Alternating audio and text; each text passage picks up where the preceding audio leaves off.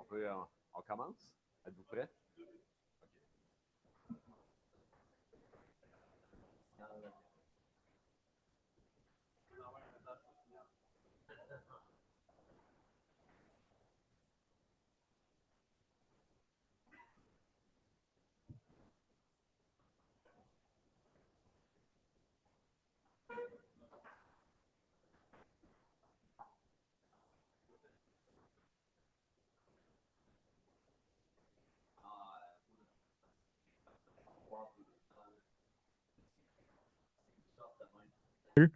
Is vulnerable to a lot of attack. I mean, last day if you have attend the LLM top 10, there are a couple of other projects that aims to secure the machine learning deployments with variety of attacks, which we'll be going to talk in the next half. But before even talking about how do you attack a machine learning deployment, you should have a little bit of understanding on how a machine learning algorithms are built. Uh, with that, basically, let's move to the next slide. My name is Sagar, and I'm traveling all the way from India. I am a software engineer by profession, and I lead a flagship project of OASP, which is ML Top 10, like the other top 10s, which list the top 10 attack vectors for a machine learning deployments. Uh, let it be adversarial attack to model skewing attack, where we'll understand what are those attack means. And this project has been referred by NSA's Australian government and European Union when they were formalizing their AI draft bill. And as you all know, that with the rise of generative AI, Chat GPT, this domain has kind of gained uh, a pace, I think. I've spoken at a couple of other conferences. So this is a little bit about myself. And if you have any doubts at any point, just feel free to stop me. Or if you have any questions or you don't understand anything at some point, just raise a hand or stop me rather than waiting for the end of your questions. For the people coming late, we do have a repository over here where you can go on and install the VM, which has all the code and a pre-code VM, which will have all the lab exercises and the instructions on how do you have to import and set up for the workshop. So probably I'll go through the introduction and the lecture for the first half till you guys set up these things. So these are going to be the three parts which we are going to talk about. The first one being the intro of how this workshop will look like. The second and the third part is basically what I earlier talked is ML for security and a security for ML portion. How do you build a spam classifier? How do you build up phishing attack detection? How do you build a lot of security products using machine learning? Because there are a lot of attack data, CV analysis that a pen tester or a vulnerability management guy has to do. So that is where machine learning or intelligent systems like machine learnings are used for infusing in security products. Next, what we are going to do is we are going to secure the machine learning applications because I mean there are attacks that has been, I mean if you have heard of prompt injection attack on the Chat GPT, that's where there are a lot of products that are acting as a firewall for the machine learning deployments to secure all the machine learning applications. Because what happens if you talk to someone who don't understand machine learning, it's like a black box. You give him data and it understands that data, and over a period of time it tells you the results of, let's say, if it's a spam versus not spam. But there are ways where you can bypass that, just like you can bypass any mail detection system. So with that, let's go on to the intro of machine learning, deep learning, machine learning, and AI. I mean, these are all the terms inside academia that are used to understand a little bit of all this. Artificial intelligence is anything that makes a computer system intelligent, and machine learning and deep learning are a subsystem of it, which are more precisely how do you write an algorithm of, let's say, if it's an image based detection system, or if it's a let's say a neural network like LLM model. So LLM models are mostly a deep learning networks because it has more interconnections on the neurons, perceptrons, and all those things. It will get more clear when I talk in depth upon what neural networks or a perceptron means. A little bit of algebra. I'll get into that, but I'll try to keep it on a more high level so that everyone understand on a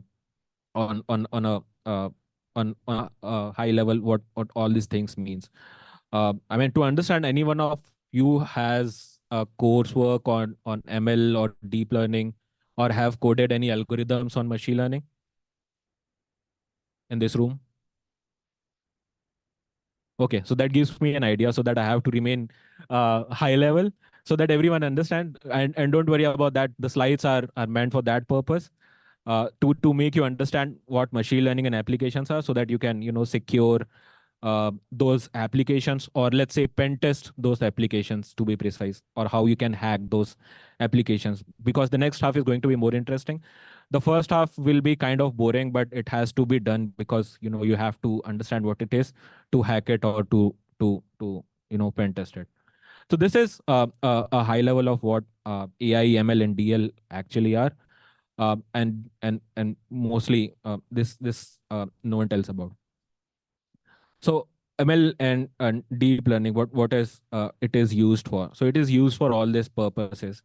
Let's say pattern matching. Let's say if you have, I mean, we are going to talk about the use cases in real world.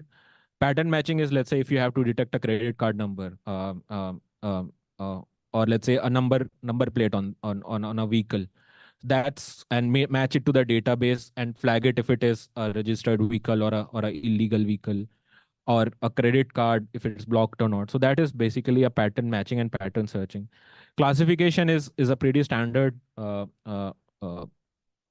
thing. Let's say if you have to classify versus human versus not human, dog versus cat, or any other use cases. So that is where MLDL are used for. So again, this is again high level. If you go on to the algorithms, classification, support vector machines, regression is again, how do you forecast a weather? How do you forecast any stock price? So all that is a regression models. Clustering, again, you have, how do you cluster an identical thing, but let's say laptop versus mouse. If you have an unlabeled data, a folder of, let's say, images of laptops uh, and mouse, how do you characterize it? How do you cluster it? Using its features, right? I mean, the laptop has certain features which makes it different from mouse. Let's say keyboard, key mouse pad, or let's say keys, that makes it different from what a mouse actually does. So this is basically what MLS and DL is used for on a very high level. With the rise of generative AI, it is used for generating content, writing reports, and all of those other things.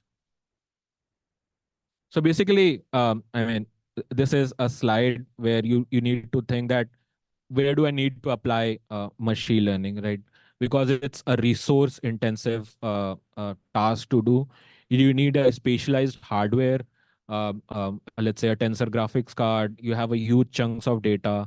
It takes some time to train, and all of on top of all that, it requires you a knowledge of libraries like PyTorch. You need to know how to code. So can you solve a problem you without using machine learning? Let's suppose if you have to find in a Excel sheet what was the weather of, let's say, day before yesterday. So that is not a predictive task. You should not basically use machine learning for all those applications. Let's suppose if it's a number odd or even, I mean as that task as simple should not be solved using machine learning, because it's again resource intensive, and all those iterations. So I mean, we need to carefully analyze where the applications of ML and DL can be used. Okay, so these are basically my take on applications of machine learning in security, where I have seen. We are going to cover some of them in the workshop, and see uh, how these are built. In the first half, we are going to build a web application firewall using machine learning, and in the second half, we are going to bypass that firewall using some SQLi using mutation operators.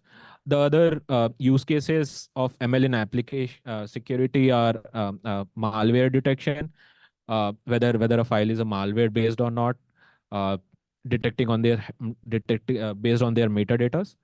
Again, antivirus. Lot of products in the market uses machine learning to do detect antiviruses on a file system.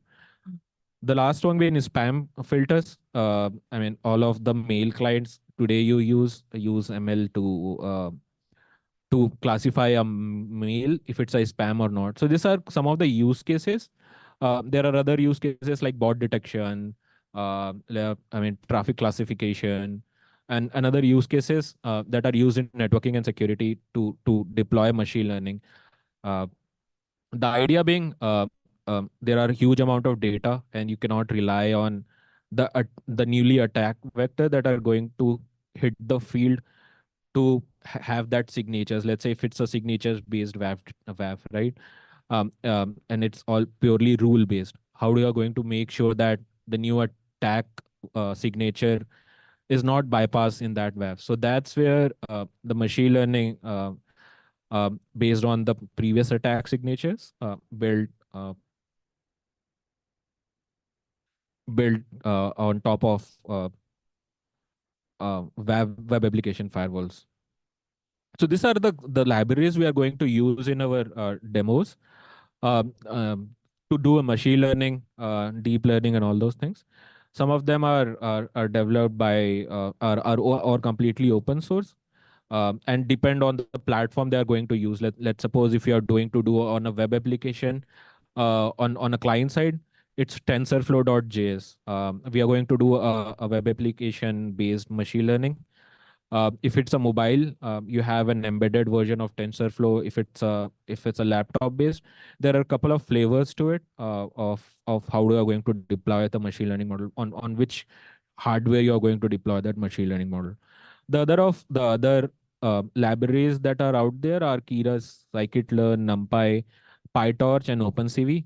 OpenCV is purely for image classification. It's purely a image based library uh, to do computer vision, and it's all open source. For anyone who are looking to start with and ask me who is the easiest one of all of this, I'll suggest Keras, because in TensorFlow you have to write the matrices, because at the end, I mean, if you have to do a LLM model, let's say if you have to do a NLP based model, let's say classifying a text as spam versus not spam, all of those are numbers, and images are numbers, or let's say a matrix of 3 by 3 having an RGB images. So in that TensorFlow, you have to go down in a low level programming to define that matrix. If you have to do matrix multiplication, do convolution and all that kind of thing, you have to do hard coded and a tough way.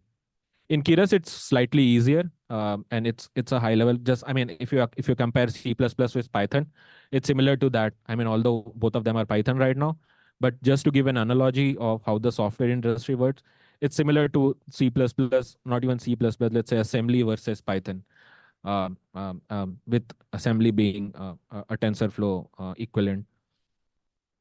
And some of the tools, so those were the programming languages, and these are the tools, just like you have Notepad or Notepad plus plus, or let's say Visual Studio. These are the tools that helps you install the earlier mentioned libraries like Keras in an easier way. The and Conda, and I think just the Conda one is a desktop based tool. The other ones are web based. Collab is like, I mean, even if you want, you can just type Collab in a Google search and see what Collab is. It gives you an ID on your browser to write Python codes, install the libraries like TensorFlow and Keras on the browser itself. So it's basically a VM on Google's machine, and a temporary Google's machine, which gives you an ID kind of thing on the browser. But the downside is it's not not hardware intensive. If you want to develop a production grade uh, machine learning code, I'll suggest doing it locally using specialized hardware. But let's not go over there, because let's try to understand the basics first on and how the collab and Spider works. So this is a slight introduction about what ML ops means. Um, so this is a data set, training model, train model, and then that's you using your computer. Just like you have how many of you have used Chat GPT over here? All of you, right? So let's suppose if it's you opening, Chat GPT on your laptop, and you make an API call. If you do a packet capture of this, OpenAI on its server host a train model, and then and then it's talk. I mean, let's suppose 2 days ago there was a GPT 3.3.0, the GPT 4, and all those are the models. Depending on what subscription you are based on or you're paid or you're free, on what model you are trying to see, and on the back end they have a data set which we are not aware of, and no one is going to get aware of. So this is how an ML applications works like. So earlier, pre Chat GPT era, it was purely, I'll say, uh, on a computer, someone's machine, doing a machine learning, and then on my laptop you have to do machine learning, and then how do you use it for a production grade? How do you host it so that it can scale, and all of those things? How do you make it publicly available? So this is what ML ops. Just like you have a DevOps, you have ML ops. How do you make it production grade? How do you have a CI/CD on top of it? On I mean, when we will go into the details of ML ops, it's slightly different than how DevOps looks like, because in DevOps you have a CI/CD. There is a different thing which comes over here. It's a feedback loop called continuous training.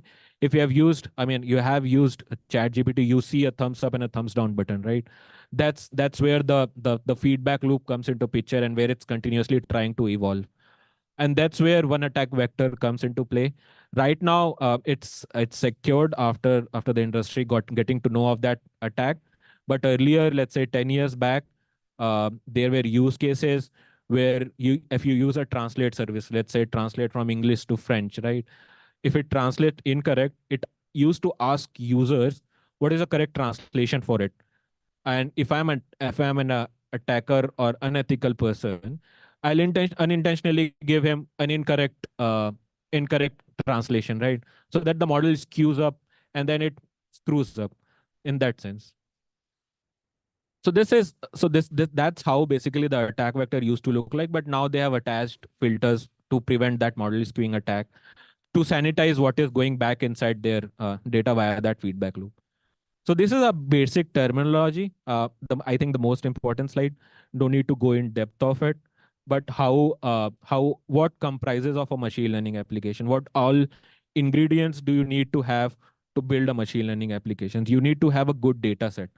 Either open source data, or you can have your own synthetic data, or you can have data from websites like Kaggle, which is like a GitHub for data set, data world. You need to have features and labels. Let's say if you have to detect, let's say, um, uh, face versus a laptop. What are the features of face? Nose, eyes, mouse, as simple as that. What are the features of laptop? Again, mouse pad, keys. So those are the features, and how do you label them? Like, I mean, data set can be labeled and unlabeled. Let's say you have a folder of face versus non-face. Labeled meaning as simple as you can have file names as those labels. Training set and testing set, again, you need to have a data set, and then you divide the data set into training set and a testing set. So there are two phases for creating a machine learning application. You train the model on that data set, and the trained model, you use, let's say, it's 80 to 20. Most of the people use 80 to 20 rule. Break the data 80% into training set and 20% into the testing set, so that you train the model on the 80% of the data, and get the accuracy and the performance and the results of the trained model that you did on the first step. Um, and test it, find the accuracy, how my model is behaving. And again, data of uh, 10 files of face versus and 10 files of laptop won't make such efficient model. It is said that you need to have rich, good data, which are features. Let's suppose you have images of half laptops, or let's say laptop with just keyboards, or some junk images. I mean, that is not a rich data. Rich data means you have proper images, centered laptop and centered face images, and it should not be pixelated. So that's basically all the part of pre-processing that is done. How your data looks like, how rich is your data, how do you clean your data, even if it is, let's say, a laptop with a small portion of it. How do you crop the image so that your laptop features are properly visible even before it goes into the training pipeline and the testing pipeline. And then there is other couple of things: model, uh, loss function optimization, overfitting and underfitting. I mean, those are pretty technical terms of how do you calculate the accuracy of how your model is behaving. I mean, um, and again, a lot of other matrices that determines how good a machine learning application will look like. So this is So this is basically overfitting and underfitting. Again, on a very high level, I'll try to explain this thing. So let's suppose there are blue dots on this graphs. So there are three problem or three graphs, which is overfitting, underfitting, over underfitting and overfitting. So what happens is, uh, uh, we are going to do a linear regression model. What happens is, there are blue dots on it. What you're trying to do is you're trying to find an equation, of find a mathematical equation. Let's say y is equals to mx square plus ax square plus bx plus c, or some sort of equation, so that any new blue dot comes in my graph. It is highly probable that it comes into my orange graph. But if it is a blue dot, this is an underfitting problem, meaning that there are very less blue dots that are covered by your model line, which is as simple as y is equals to mx, which because it's a straight line. um, Overfitting is this one. It's because what it's happening, it's covering all the blue points. But what happens if it is a blue point, a new blue point happens somewhere away from that orange line? So both of them are trying to be, whenever we write code, or whenever we try to solve a problem of linear regression, it is best suggested to avoid both of them. And a true function should be closely covering all of them. So how it is detected, it's basically, you calculate the distance of these points from this line, which is your model line, and try to do the difference between the distance between the line and the point, and you square them off and sum it. So that loss function, so that's the basically the equation of loss function.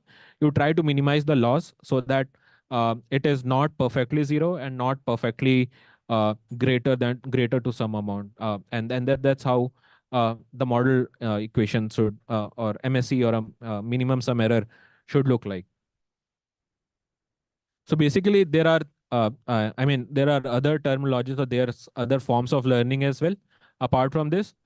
But three basic form of machine learnings are supervised, unsupervised, and semi-supervised. Supervised means you have a labeled data. I mean, let's suppose again you are trying to solve a problem of cat and dog. You have a labeled data of cat and dog. Unsupervised learning means you have a data, but you don't know if it's a cat image or a dog image. So basically, you develop a machine learning algorithm to segregate or separate those two images based on their characteristics. Let's suppose a cat has different features, different eye color and all that thing, eye pupil sizes and shapes and all that thing. So based on those features, you try to segregate, or form cluster of one kind of images and the other kind of images. Semi-supervised is a mix of both of them. The other forms of learning are reinforcement learning, and other things, which basically goes beyond and beyond, and the list, it will never end. I mean, I basically explain this terminology with this example. So let's suppose you went to a shop to buy a table and chair from IKEA, let's say. And that's where the supervised guy comes in and say that, hey, I have a manual how to assemble that chair and a table. So he has a table and a chair. He has the manual, so he knows everything, so that's supervised. But let's suppose the guy in the middle lost that manual. He himself has to, based on the features of legs of that chair, on the flat portion of that chair, he has to figure out, uh, based on the characteristic, he has to figure out what are the four legs of the chair. Reinforcement learning is a different analogy, based on reward system. So let's suppose there is a baby who is trying to learn how to walk, right? uh, and based on he does mistakes, if he takes correct steps, he is rewarded by his parents or his or her parents. And if he takes a wrong step, he is being scolded. So that's basically a reward and a punishment mechanism. That is what reinforcement learning it uh, tries to generally evolve itself over the time. So that's where it says that at least you don't know, you get punished for every wrong action. So and obviously get awarded for the every correct decisions or actions that the enforcement guy takes. So I understand machine learning actually requires a lot of mathematics, linear algebra, and calculus. And I guess none of us in a mood of all that to go deep dive into it. We'll get into action with the VM. If you have not installed, we'll just go into the actions because our interest is more on how do you hack an application, because right now in the era of chat gpt and generative I don't think everyone need to understand how the mathematics of that and algebra of all that works. I mean, we can leave that inside academia, and we can try to solve our problem of our life using machine learning. So this is basically how a linear regression will look like. What we are going to do in the first demo is we are going to make a random dots on a graph, and we are going to draw and we are going to find an equation of y is equals to mx plus b, or let it be any graph. So what we are going to do is we are going to find a line. Let's suppose if it is a real world use case of predicting stock price, or let's say stock price on a particular day. From 0 day it was, let's say 5 pounds. Second day it was some other pound. So what is the probability that in the seventh day, what will be the stock price, or let's say what will be the weather. So this is where linear regression comes into picture. Whenever you have to predict what will be my stock price on 15th day. So basically what you can do is you can extrapolate this line, and you can get an estimate of uh, what my stock price of that 15 day will look like. But again, this is a linear graph. You can have a more sophisticated a quadratic equation graph or a 3D graph to find to solve those kind of problem. But since this is the first demo, let's try to do it with the linear regression and of plotting some dots and finding a line of y is equals to mx plus b. So I mean, what I'm trying to show over here is you have x over here and you have y over here. So in that equation, you are just trying to find m and c in a little bit of mathematical terms. If you have m and c, you can basically plot this graph in a linear graph. If you have a quadratic equation, that's altogether a different question. So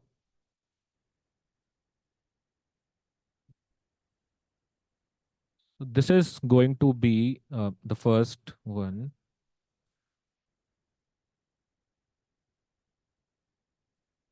Uh, so what I've done is I've created this a VM where you have two folders, ML for sec and sec for ML. And in the first half, we are going to do ML for sec. And the second half, we are going to do security for ML, where we are going to attack the machine learning applications. So then let's go inside ML for sec. It has exercises. Let me try.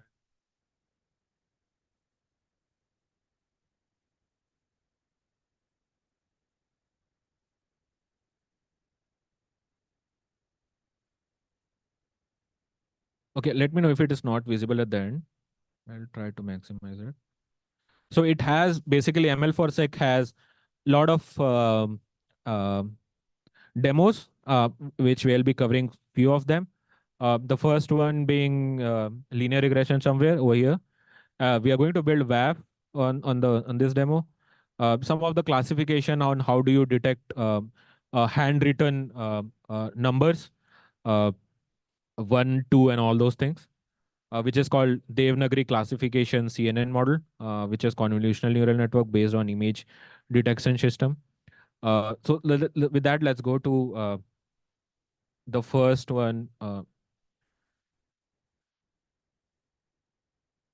linear regression. Over here, you will see two files, not two files, the two files that are important actually. Create a data set and train a model. So for the first one, what we are going to do is, so this is, this code, what it does, this is how basically a basic Python code of creating data and plotting looks like. So you have NumPy, I think, which I talked about in the library slide. And a matplotlib is basically used to plot that dots or that random points in a graph. And basically what it does, it basically saves that data which we have generated in a CSV file on this particular location, so that whenever you have whenever in the training phase, what we are going to do is we are going to load this CSV file to find that to solve that equation of y is equals to mx plus b. So with that, um, what we are going to do is, okay, so right now there is no CSV file written over here. I'm just going to create the data set. So this is how the first step looks like. I mean, let's assume that you have data points for stock prices again, for on a day one, day two, and a day 20 and day 40, something like that. How we are going to draw a line on this so that you can predict what is, let's suppose if this is a missing point. Let's suppose if it is day 42. I mean, assuming that this is day 40, this is day 42. What could be my stock price on this particular day? So that's where the machine learning application is used. So this is the basic use case of a linear regression model. With that, when I close this, it basically saves this file uh, on the disk on the VM, so that when we train the model um, uh, to find y is equals to mx plus b, I'll try to let me open it in Vim so that it looks at least a little better. Okay, it's not installed. Okay, so this is how a scikit model. I think again the library slide talked about what scikit-learn is, or abbreviated as sklearn when you have to import. So this is how a Python code of an ML application looks like. Or if I try to classify, how do you uh, how do you write a machine learning application? First of all, you need to import libraries. Just like when you write a software code, you import necessary libraries to do matrix multiplication, or to sort an array, or something like that. So you basically import all those necessary libraries. Uh, and in Python, it's always recommended to not load libraries which are of no use, because it's going to shoot up your RAM. And then basically you load your data set, which was basically saved in the previous step at this particular point. And then basically you have to segregate, X data and a Y data. I mean, what was my X points on, let's say, 4 comma 2 or 2 comma 2 on that particular graph. You segregate X and Y, and then you split the data set. So this is how every machine learning application will look like, whatever use case you are going to solve. You import the libraries, you load the data set, and then you split it into train and test set. And basically, if you see, the test size here is a 0.2. which makes the training site to 80% or 20% of the test size. And then you have a random state of 1337. And then what you have here is a linear regression model, which basically solves, which is basically a library which you need to solve y is equals to mx plus c problem. um, you don't need to do it. So that's basically importance, or usefulness of Python. You don't need to write or solve that algebra equation by yourself. You already have a you have already have a linear regression library. You create an object of it, of import that particular class, create object of it, and when you call dot fit on your train x and y data set, you get you basically get a train model of y is equals to mx plus b. And then basically, after loading the model, after you have prediction set is done, you do the performance calculation of how my y is equals to mx plus b problem that has been solved, how my model is accurately efficient on that. So when we close this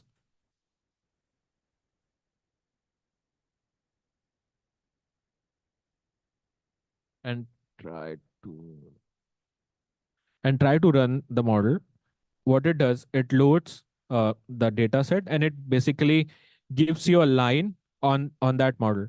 So this is how a linear regression model looks like. And then you have a minimum sum, square error, and the coefficient and intercept. So basically, I mean, the most important statistic on that performance is MSE, which talks about how much error, how much further your data is. I mean, it's basically a sum of the distance between the point and the line, and a summation of all of that.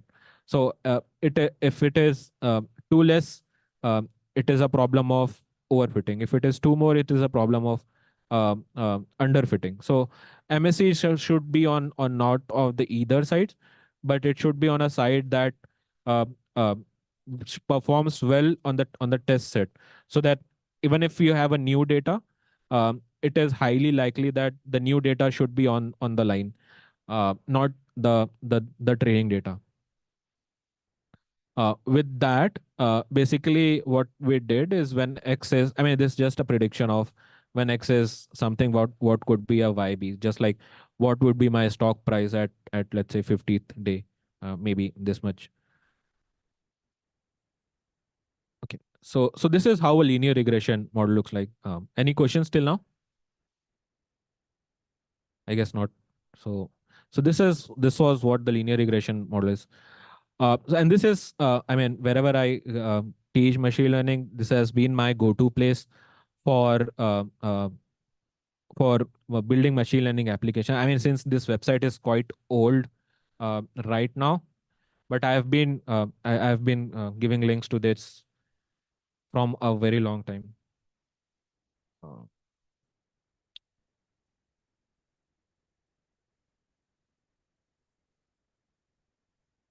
so I mean, again, you don't need to have any algebra or any mathematical uh, um prerequisite to even do this. You can build a machine learning model on your browser even before even before doing any of the things. So you have an image project, audio project, and a post project. I mean, image project as in cat versus non-cat. So if you go, I mean, you can even deploy it onto the browser embedded on all those things.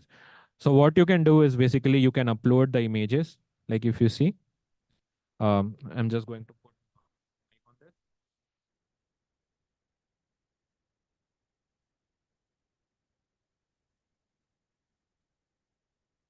And when I'm going to train the model, it's again doing the train and the test set on the backend on a Google server. So this is again done by Google. Again, this is a very small size. Now, if you see, it says class one and it says class two. So it's right on the browser. How much time it took? It took me 30 seconds to build a model. Uh, with that, I'm going to switch off my camera.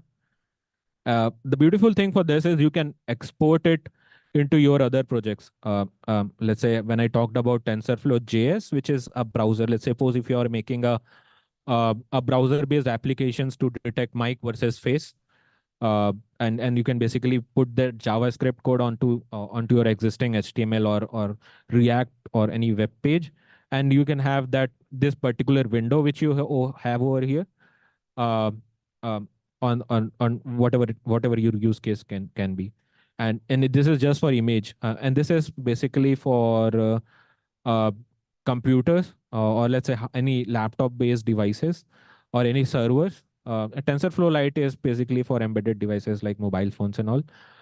If you want to deploy an Android phone, I mean it's this simple. So this is how, I mean, this is just again one use case of how do you develop a machine learning application. You don't need to understand a complete how do you solve y is equals to mx plus b problem. There are tools, or there are websites, or there are resources already available which lets you develop, and again in the era of generative AI, things are pretty changing pretty fast, uh, on how you write code, on how you write a machine learning application. uh, uh, so writing code or writing and understanding mathematics is thing of a past with generative AI, and things like this will basically evolve. So this is just one use case. If you search on just Google what are the alternatives of teachable machines, you will find a lot many of that. You just need to find a use case, or what problem or what innovative problem you want to solve, and there will be tools like this. I mean, there are a lot of tools again which tells you, which are on wrapper of OpenAI or Chat GPT or Brad or other LLM models, which lets you solve this problems of but what problem you want to solve. There are a couple of demos on this webpage, which talks about all the teachable what I did right now.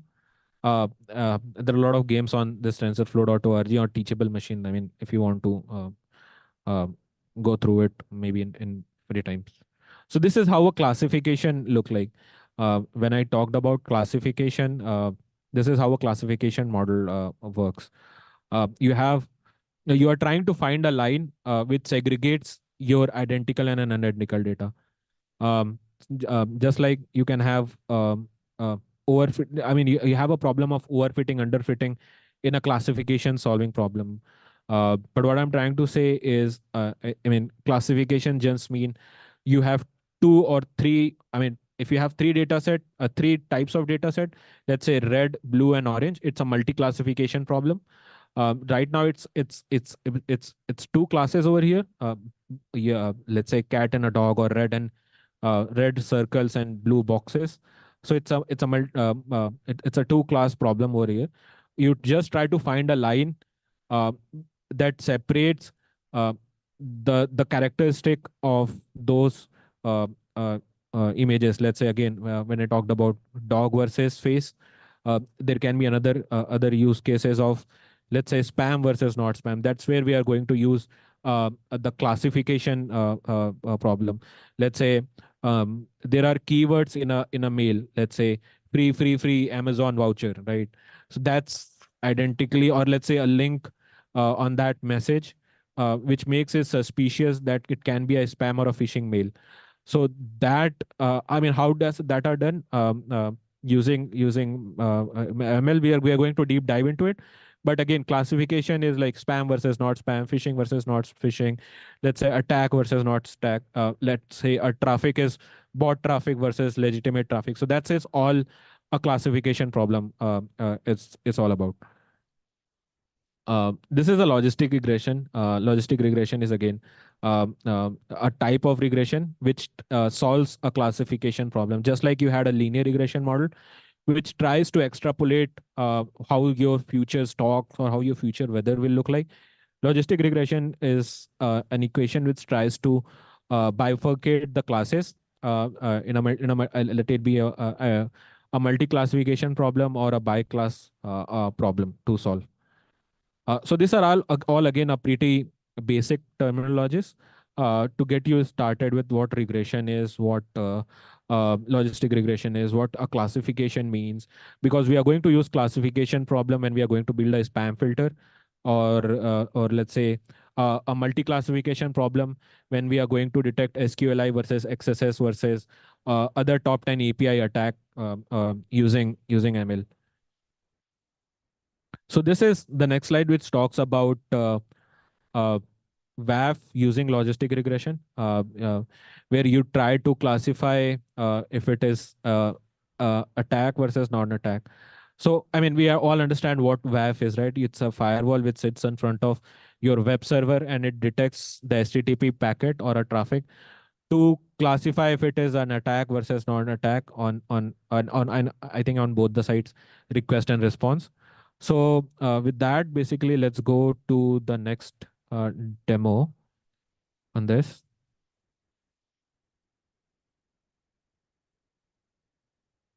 I think I have to go to the data set first to make you understand how the data set looks like. I mean, it's just again a small piece of data. If you go to the earlier GitHub website, I mean, if you just search FWAF machine learning driven and GitHub, you'll probably find that repository. It's a huge data of gigabytes. I've just taken a small screenshot of how the good queries versus bad queries look like. And again, it's a classification problem of good versus bad, spam versus not spam, and all that thing. So if you see, the bad queries has keywords like script, and again, somewhere there will be a U name. So all again, these are union select, and again SQL injection attacks over here, and a directory traversal over here. But again, if you see, the good queries is just plain resource locators, nothing bad with it. So based on this, you build a classification or a classifier, given that even if there is a new query, how do you predict that if it's a good query versus bad query? So that this point again comes whether you should use a machine learning or not. So let's suppose if it is a query that is final warning. So it's a signature matching or matching against your database. So you might need a machine learning for that, because it's just a pattern search from already existing data. What you need machine learning for is, let's suppose if you have some query that is outside of this data, let's say slash NorthSec, which is outside of this two data set. Um, uh, and it's outside of this data set. So how do you predict? And it cannot be solved using a pattern searching of the existing data set. So that's where machine learning comes to see that that slash NorthSec has any suspectable or suspicious uh, um, queries, suspiciousness in his HTTP query or in his HTTP packet. Yes, it can be a bad query. If not, it can be a good query. So that's where machine learning helps to identify something that is outside of your data set. So that's how your data set looks like. And then let's come to the demo. Uh, it is located inside this. If you again see, there are a lot of uh, data inside this, which is again bad queries, good queries. If we try to just see, and you can see what's the size of this data set. Uh, if we try to see, let's say, bad queries, it is all that data set of uh, uh, and again, it's all unlabeled. Labeled in the sense it does not tell you if it's a directed traversal, SQLI, or what. It just tell you it's a good query or a bad query. Obviously, you can try to do a multi-classification problem on that. Say, yes, it's a bad query, but what kind of bad query? It's if what kind of attack it is. But on step one, we are just trying to do good versus bad, and then a different question can come for a multiplication problem. Let it be an XSS or XEE or whatever kind of attack. So if you see, these are all bad data, and similarly, you'll find all the good data on that. So what we are going to do on the first part is you train a model. So again, you import libraries and then you basically, now what's happening over here, you have started writing functions to do all the load of file and all that thing, uh, to just to beautify that code and nothing else. You can write this definition outside, but as you try to write a cleaner code, it's better to make functions, use object oriented programming and all those stuff. So you load a file, bad queries and a valid queries, or let's say good queries, and do some kind of pre-processing on it. Uh, Bad queries and good queries, and then you basically make a list. List is like an array of those lines which you saw, or those rows which you saw, how many uh, good queries and bad queries I was there. And then basically you use a TF-ID vectorizer. I'm going to explain what TF-ID vectorizer is, what it means. But that's what the core thing is here. You don't need to write any uh, keyword detector, or maintain a map of yourself, saying that, hey, dot dot slash dot dot slash has appeared. It can be a bad query. You don't need to take a map of it by yourself. TF vectorizer is something which understands the, and it's an inbuilt library. That's what the importance or helpfulness of Python is all about, because Python has a very good sub community support for writing libraries, using libraries and all those stuff. So TF vectorizer is actually one of them, which calculates what does a line mean, or what does a face mean. Let's say I am having a good day. It's a good sentiment. I am having a bad day. It's a negative. So TF vectorizer basically analyzes a paragraph or a line and tries to understand what is the sense of that line. And then basically you train and split the data, just like all other my rules. It has been 80 to 20, but I mean, you can use something of your own, and that's not an hard rule to use 80 to 20%. And then you basically um, uh, do a logistic regression uh, with class weights and bad count. I'm not going too deep inside this code, because it's not meant for developing a machine learning application. And basically, when you have a logistic regression model, you do a fit on the train set to train your model, and then you have a logistic regression object which you created on this particular line, already trained.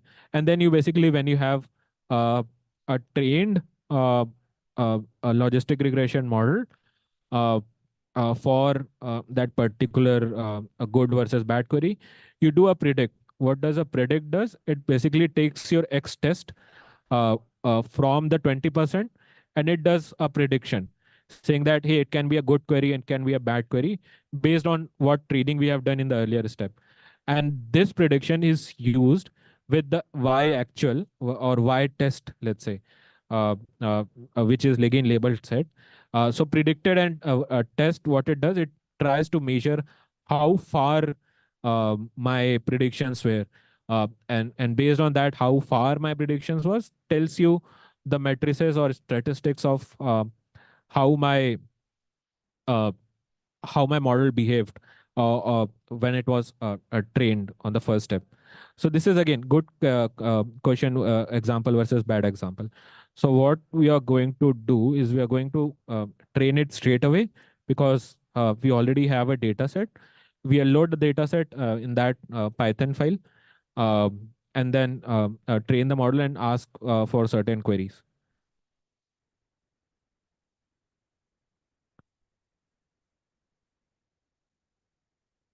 Okay, so for this exercise, it will basically throw some errors because of the dependency issues.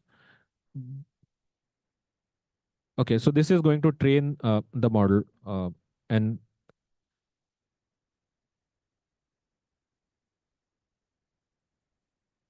since this is a VM again, it's not using my hardware or driver, so this is going to be slow. But whenever any production grade uh, machine learning has been coded, it's done on a server with specialized hardwares and all.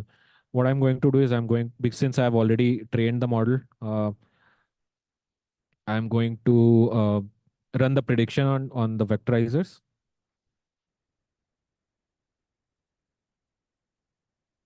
which says that predict.py. So this is what the the warnings which I was talking about, which is of no relevance.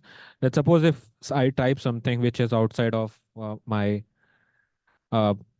my classes, it says, hey, it's a good query with 99% probability, and it's a bad query with let's say 0.9%. And if you sum this up, this comes out to be one, because the probability sum should be one. So it says that hey, it's a good query. Anyone who want to tell me what a bad query should I throw? Let's say maybe, I mean, with a standard one. Let's try this one first.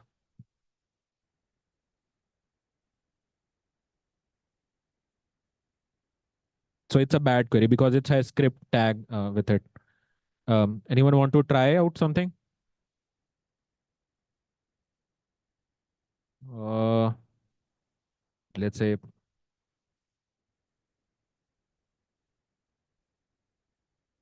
I'm not sure. I'm just writing something.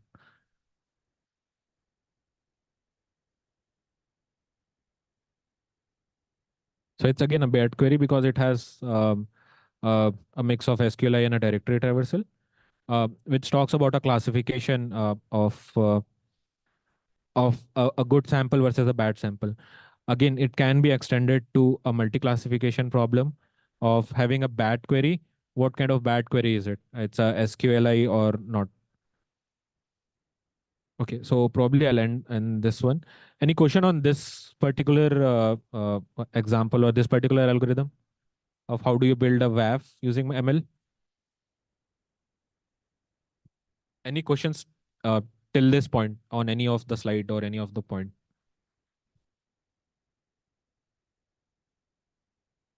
All good? Okay. So this is how how TF-IDF or uh, um, inverse document function works. So I mean, this is all again all the calculation of algebra, which I don't want to go into, but I had to put this on to understand what a factorizer means. So if you just try to patiently try to read these lines, it will try to make sense why these calculations are made. Let's suppose where Fij is a frequency of I term in the document J. Let's say you have a corpus of data you're trying to analyze, let's say research papers, or let's say a document of a lot of PDF documents inside a folder.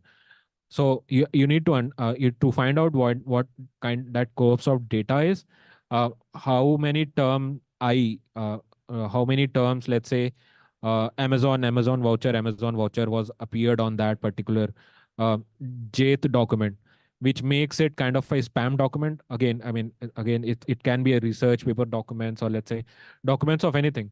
So this basically calculates what is the sentiment of that particular document that are going to get analyzed.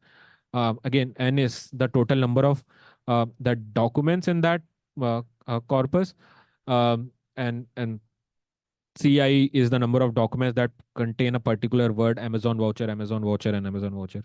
So these are again some of the calculations that helps you understand what is the sentiment of that particular documents that you're analyzing. Let's say if it is lot of words like uh, research, or ML AI research, that's basically a corpus of research papers based on generative AI or LLM, or other things. So this is what TF-IDF is actually used for, to calculate uh, uh, the document inverse functions. So again, this is like an English definition of what term frequency and inverse document frequency means. Term frequency summarizes how often a given word appears in within a document. Let's say you have you have a document of 300 words. You want to find out how many times Amazon appeared.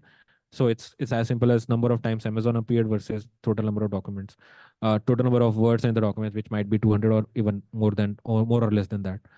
IDF is basically downscales words that appear a lot across documents. So so TF is basically within a document how many times my particular word has appeared. IDF is basically in a corpus of document how my word Amazon or let's say any other word is related with the other documents. So this is again, that was a repetition slide. So this is how a precision recall an F1 score that the model we trained on is basically um, um, the matrix basically is we analyze how good or bad our data was, or how bad and good was our model was. So basically precision is what percent of positive identification was actually correct. So let's suppose we did prediction, right? How many uh, true positive, so TP and FP are basically true positive and false positive. How many truly positive were identified on total number of predictions that were made.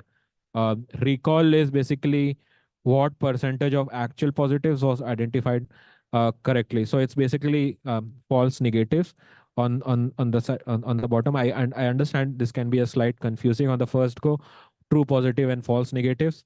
And F1 score is like the most important factors when you calculate precise and recall, and it's just inverse of both of them multiplied by twice. So these are all the calculations which tells which F1 scores tells that how the model behave and which model is good or bad. So that's the metrics that classify good model versus a bad model. So in the next demo, we are going to do a malware classifications. This is taken from a research paper mentioned on the URL below on the samples of 138,000. There were two classes. It's again a two class problem, malware versus not malware. And we'll talk about the features and how the data look like, because you might be wondering, hey, this is a .exe file or .csv file, or what kind of malware classification we are going to do. So this is again located in the same folder, I guess. Uh, in the third last one, if you see the malware classifier, we just if we just go deep inside malware classifier, and when we do and when we look at the directory structure, it has a data and um, um, it just classifies any given executable is a malware or a not malware. So we'll first look at, this exercise is kind of a take-home exercise where you need to do a predict function on it, where if you have a new data or a new file, how do you classify that? So, but first, let's try to understand how the data.csv looks like. This looks kind of scrambled, but if you see this, these are all the columns, like the file name, what is the MD5 hash, what is the size of optional headers, characteristics. So these are all the features of that particular file. So I mean, the first file was basically what I analyzed was memtest.exe, which has an MD5 of this, a machine size of this, and an optional header size of this. So basically, these are all the features. Now, if you see, there are other executables also mentioned on this. So these are like a row column table. If you open it on an Excel file, it will look like this. So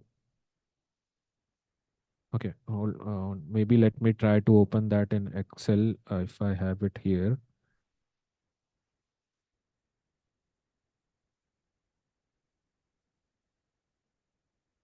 ML for sec. Malware. Although this is a big file, so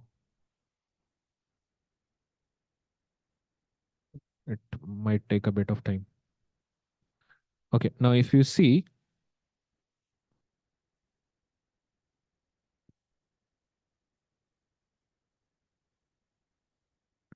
okay, a little better, but still not that great. So if you see, these are all the exe files that were part of the data. dw.20.exe, and a lot of other exe files on this, which has MD5 hash and the size of header and all these things. So these are all the features of the malware or not malware file. And towards the end it so it's a supervised learning problem, because it tells if it's a legitimate file versus not file. And at the end of each of that rows, each of that row, it says that, hey, is it legitimate or illegitimate? If you see one, it means legitimate. Towards the end, it will be zeros of all illegitimate files.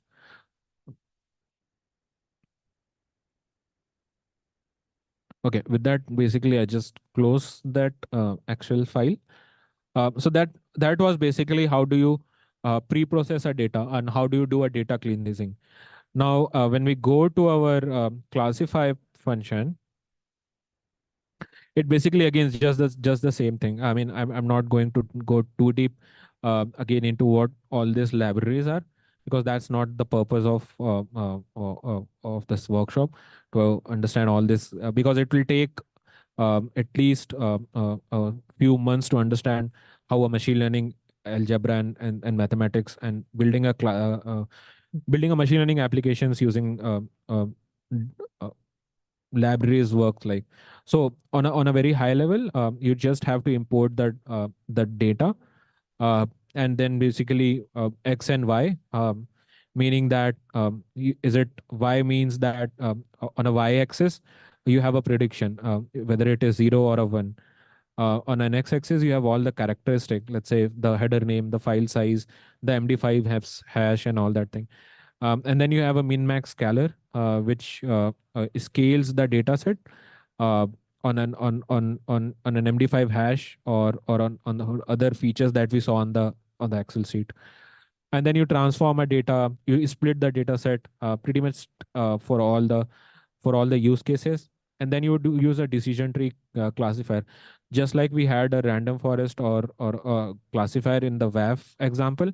You have a decision tree classifier. You can use a random forest classifier, I mean, which is obviously commented over here, and just comment this one, maybe as an exercise after the class, or use a logistic regression and try to do a fit. I mean, it's again in machine learning, which if you ask a question, which classifier or which I should use, I mean, it comes with probably with experience or hit and trial method, to what use in what applications, and looking at the data on what problem I'm solving.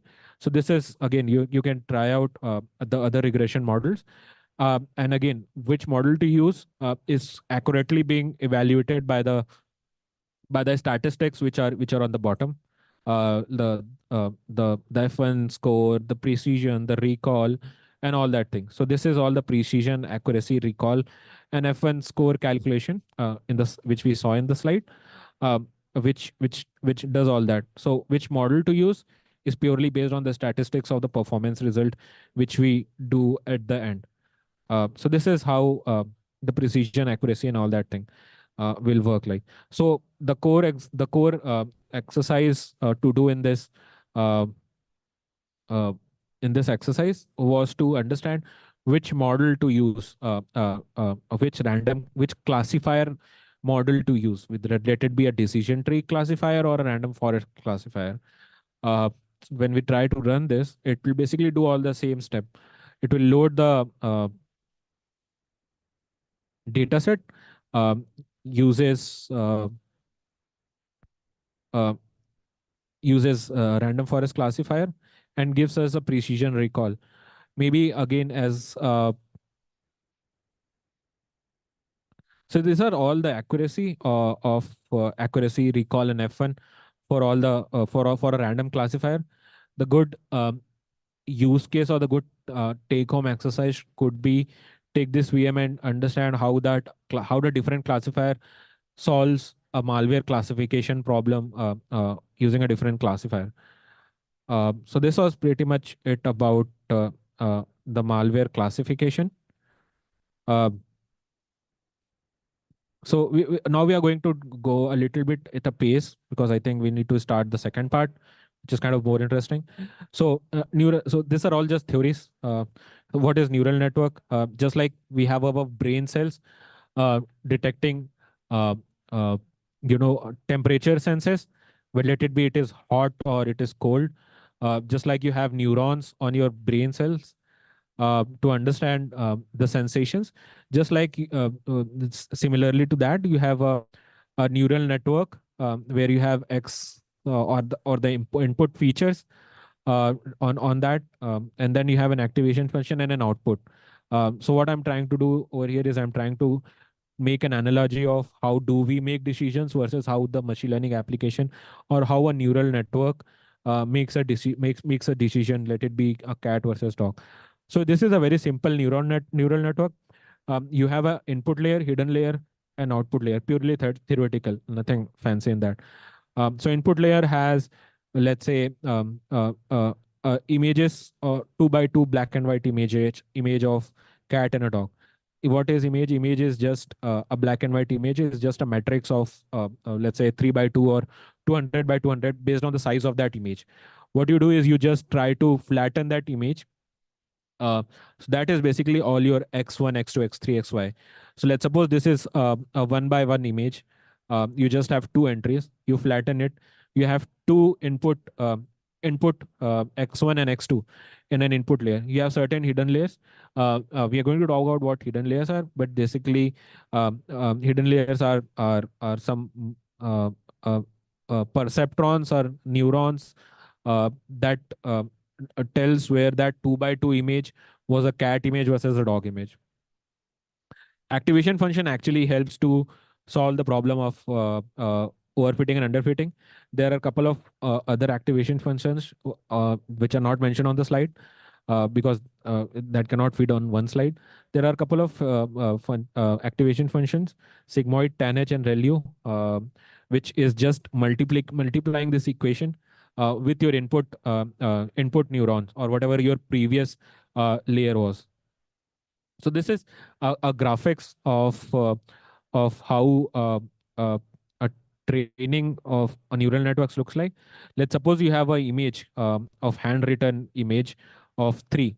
How it is going to look like? Let's suppose if you divide it or find it a square root, it has some size. Let's say a 3 by 3, so it can be a 9 neuron in the input layer, and then you have some hidden layers with some activation functions. And based on that activation function, it will activate some of the neurons first and deactivate some of the neurons first. What to activate, what to not activate is again a purely hit and trial method as of today. To understand more, it does some back propagation, and it classifies, hey, this is 3 by certain certain probability, based on if you are trying to detect a hand recognition signatures from 0 to 9. So this is how this is actually a CNN model, how a training and a training happens. So you have a forward propagation and a backward propagation. So this one is a forward propagation, this one is a backward propagation. What is happens is in a training phase, you have some numbers on this neurons. So these circles are basically called neurons, and these lines are called edges, which connects the neurons from input layer to the hidden layer, all the way through the output layer. Output layer basically is just the prediction of what that handwritten uh, digit was. Okay, so this is again what happens in that forward propagation and backward propagation. So it just tries to find the minima of that error, and it can get into a problem of local minima and a local maxima versus the global minima and a global maxima problem. Uh, Again, these are all again maths behind learning what is gradient descent. The reason I'm giving it here is if someone wants to look at it at in a future time, this will make more sense. Because how do you find it? Suppose if it's a graph, right? How do you find a local maxima to of a local maxima? A pretty high school mathematics problem. So you take a weight and do an incremental step to find a minima of that particular graph. Let's suppose this is a purely uh, x is equals to y square graph, I believe. You need to find out what is the minima of that particular graph. Let's suppose if it is y is equals to 1 or not. So this is basically a cost function. You need to find a minimum cost. So how do you find that? There are certain ways to this, and I mean, this talks about all the mathematics. So you take an incremental step towards uh, finding the maxima. So if it is too big, you are going to go just like overfitting and underfitting problem. If it is too big, you are going to miss the local maxima. If it is too small, you're going to do more calculations to reach to the global maxima. So to solve the problem of optimizing the neural networks in the forward propagation and the backward propagation step. Again, for 3D, how do you do that? So this is again summarizing all the math. I'm not going to go into too detail to scare you guys. So again, uh, so this is all again activation functions and how all the maths looks like. X1, X2, X3, X4 are just let's say a RGB image or pixel values of any image, and even A2 are again activation functions. And output is basically it will just give you one or zero, cat and a dog, based on the features.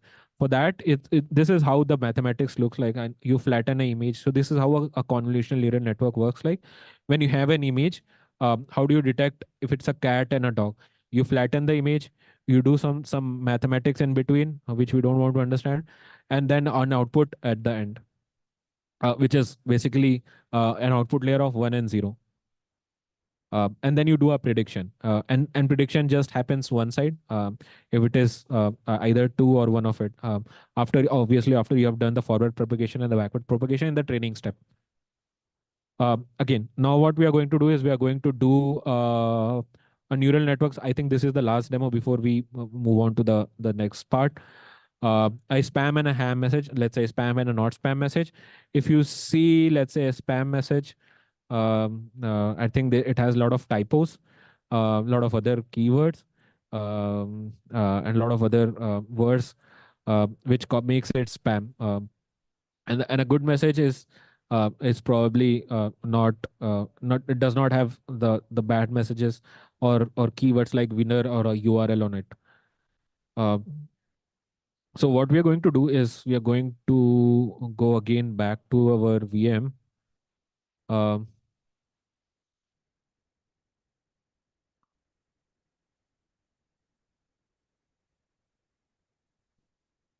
the last second one, neural network spam classifier. If you see, this again has uh, uh, a couple of files. If we look out the model file, these are all the files over here, which is spam.cv, CSV, which has the data set, and a trained model. So this is a pre-trained model on this particular thing, uh, which if we just try to run the spam classifier first, it I mean, I'm going to go inside the file to make you guys understand what it is. But let's say I type a message first. It says that a message is not spam. Now if I try to write a message like winner,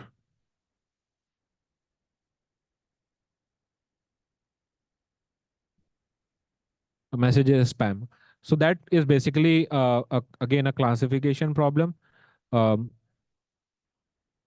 of solving spam versus ham. Now again, writing a good as a good ML application engineer, all I have done is moved everything inside a class and use oops to write good code, uh, for classification, for training and everything, from loading data. Everything is a function over here inside a class. So basically, what it does, it loads a pre-trained model, and what it classified does, it classifies spam versus not spam. Basically, predict. That's what it does. It predicts whether a message is a spam or not spam based on uh, based on the keywords appearing on it. So this is all the code for if the prediction is one. Uh, it just classifies what it does. It is basically has a it creates an object or around spam classifier class. It takes the message as raw input in a string in inp, and it just call a clf dot classify in an input string. So this is all the classifier does. It takes the input SMS. I mean, it can be an input SMS or input email, and it does the transform. What transform does is, you might be wondering that, hey, these are all alphabets, but you're talking about algebra and mathematics where it is numbers. So what transform steps does is basically convert those alphabet into numbers. Let it be ASCII values, but it's not as simple as ASCII values.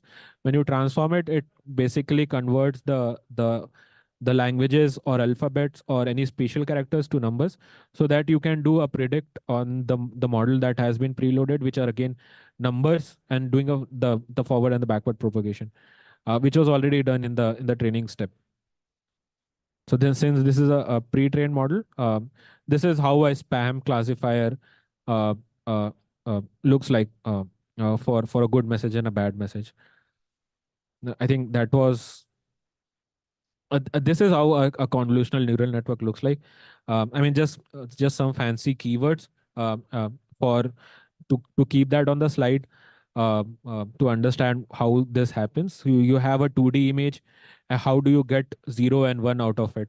You convert that into you convert that into arrays, and then flatten the array, and then have some kernels multiplied to it, and then you basically get to a point where it tells you, hey, this is 0 1 2 9, with this much amount of probability. It definitely not tells you that, hey, this is 2. It just tells you that, hey, this is 2 by 88% or 95% on the of the probability. So this is how a convolutional neural network works like. I mean, pretty much all the facial recognition edge detection systems works on all these things. The OpenCV slide which I was talking about, so this is all again how the convolutional happens. How do you basically get an edge across, let's say, a face detection problem? How do you say that these are all my edges of that face? It's because there is a pixel change happening from where my face is changing because of the background and the face textures. So that's where you have a kernel. You multiply that kernel with your input image. Again, there are three input channels, pretty much on a colored image, RGB. You multiply with kernel, and then you basically get edges around it. I mean, there are other sophisticated libraries. You don't need to do all this by hand. You just have to write import of some library, and when you do import, and you just give him an image, it will do all these things. That's what Python has been handy about all the time. So this is a data set for a CNN Devanagari digit classification, a pretty standard problem. If you search it on Google, this is the first problem that was solved in a CNN world. I'm just going to skip this one. If we have some time towards the end, I'll probably come back. But I think it's half of the time, and we'll need to move to the security for ML part. Uh, this is what. So I'll just skip the couple of slides. So these are all phishing emails, and with the rise of generative AI, there are all sophisticated phishing mails that has been at rise to cause or to bypass basically the phishing detectors, to cause harm or to cause cyber crimes in general. Spear phishing is basically a targeted to understand what your target audience are, which has more successful rate. Um, Spear phishing basically again is solved by a deep learning which builds huge corpus of text from social media feeds and train the model to generate similar text from that feed. So these are all the leads of papers that are being used uh, for generating all that. This is just few more slides talking about API security and machine learning based ones. API security has traditionally been rule based, where you have a bunch of signatures, and then you detect attack on that rule based engine. So these are all that talks about it in the slide. Adding ML into the API security, like all the WAF and WAP product as of now are infusing ML into the API security world. And this is again some of the use cases that are the types of API, like bot injection attacks, another AI specific attacks which are solved by ML. Uh, uh, let's try to skip this one because this is of no use. Okay, so this is the second interesting part of how do you secure a machine learning application, and how do you hack a machine learning applications.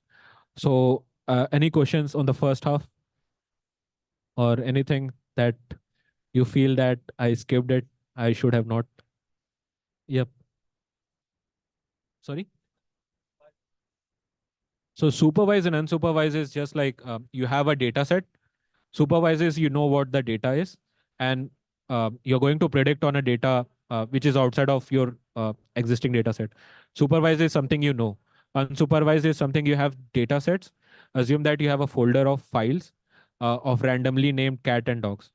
So that is unsupervised data. So based on the features of that images, you just try to classify or segregate the two data set, or make a cluster of two data set based on their features, existing features on that data set. So supervised and unsupervised is like that.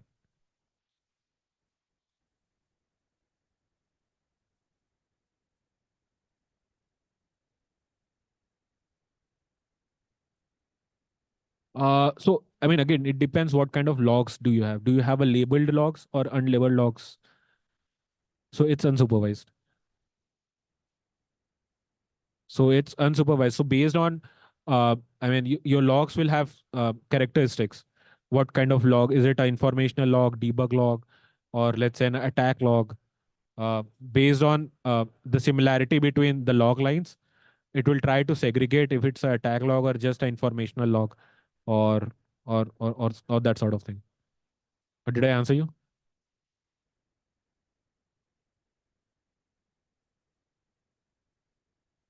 Sorry.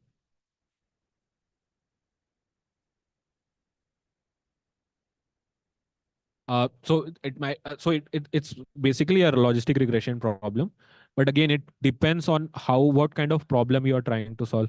What kind of log is it? So, I mean, in machine learning,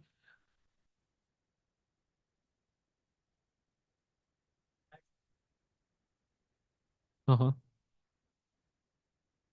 So when you say human versus not human, are you trying to understand like bot versus?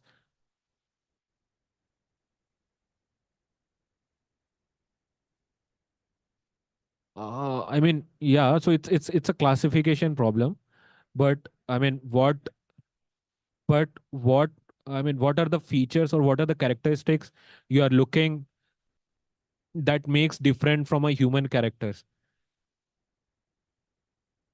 Let's say, I mean, if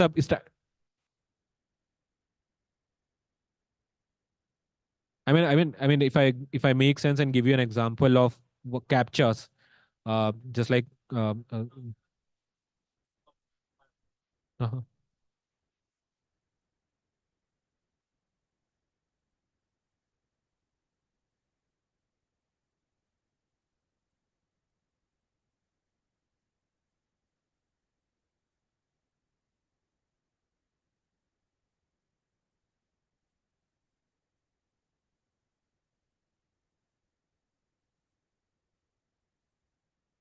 So for that you need to have existing logs,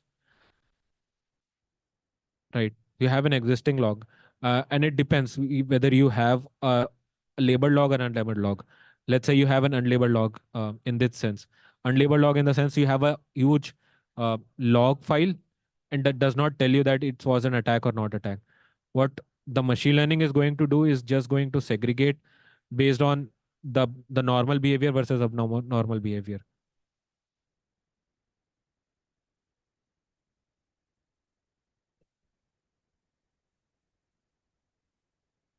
Yes.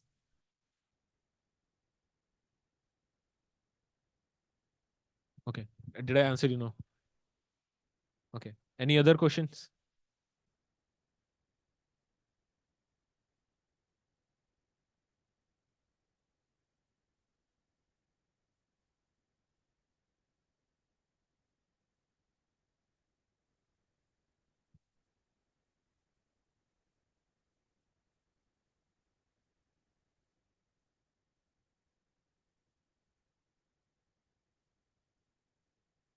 Hmm. I mean, yeah, I mean, I'm too exaggerating or extra giving example of WAF, but I mean, there are other use cases. Traditionally, if you see any production grade WAF, it's not even ML. So there are very few in the market that use ML.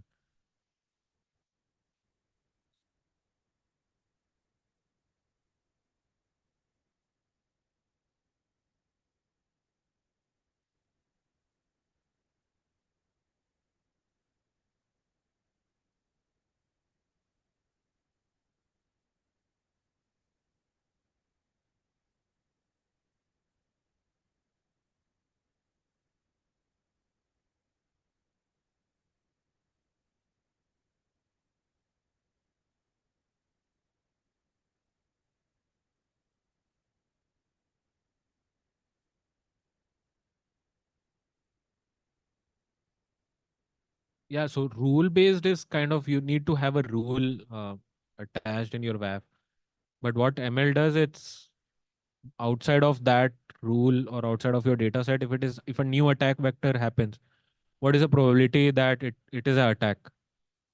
I mean, and it should block or not. It's a call of an admin to decide or someone else. But what ML does, it just tells you that this can be a probably probable attack with this much amount of percent. That's what it does. It just assist humans. It is never trying to take humans or you know. Okay, I think yeah. So should I go on to the next one or any other questions?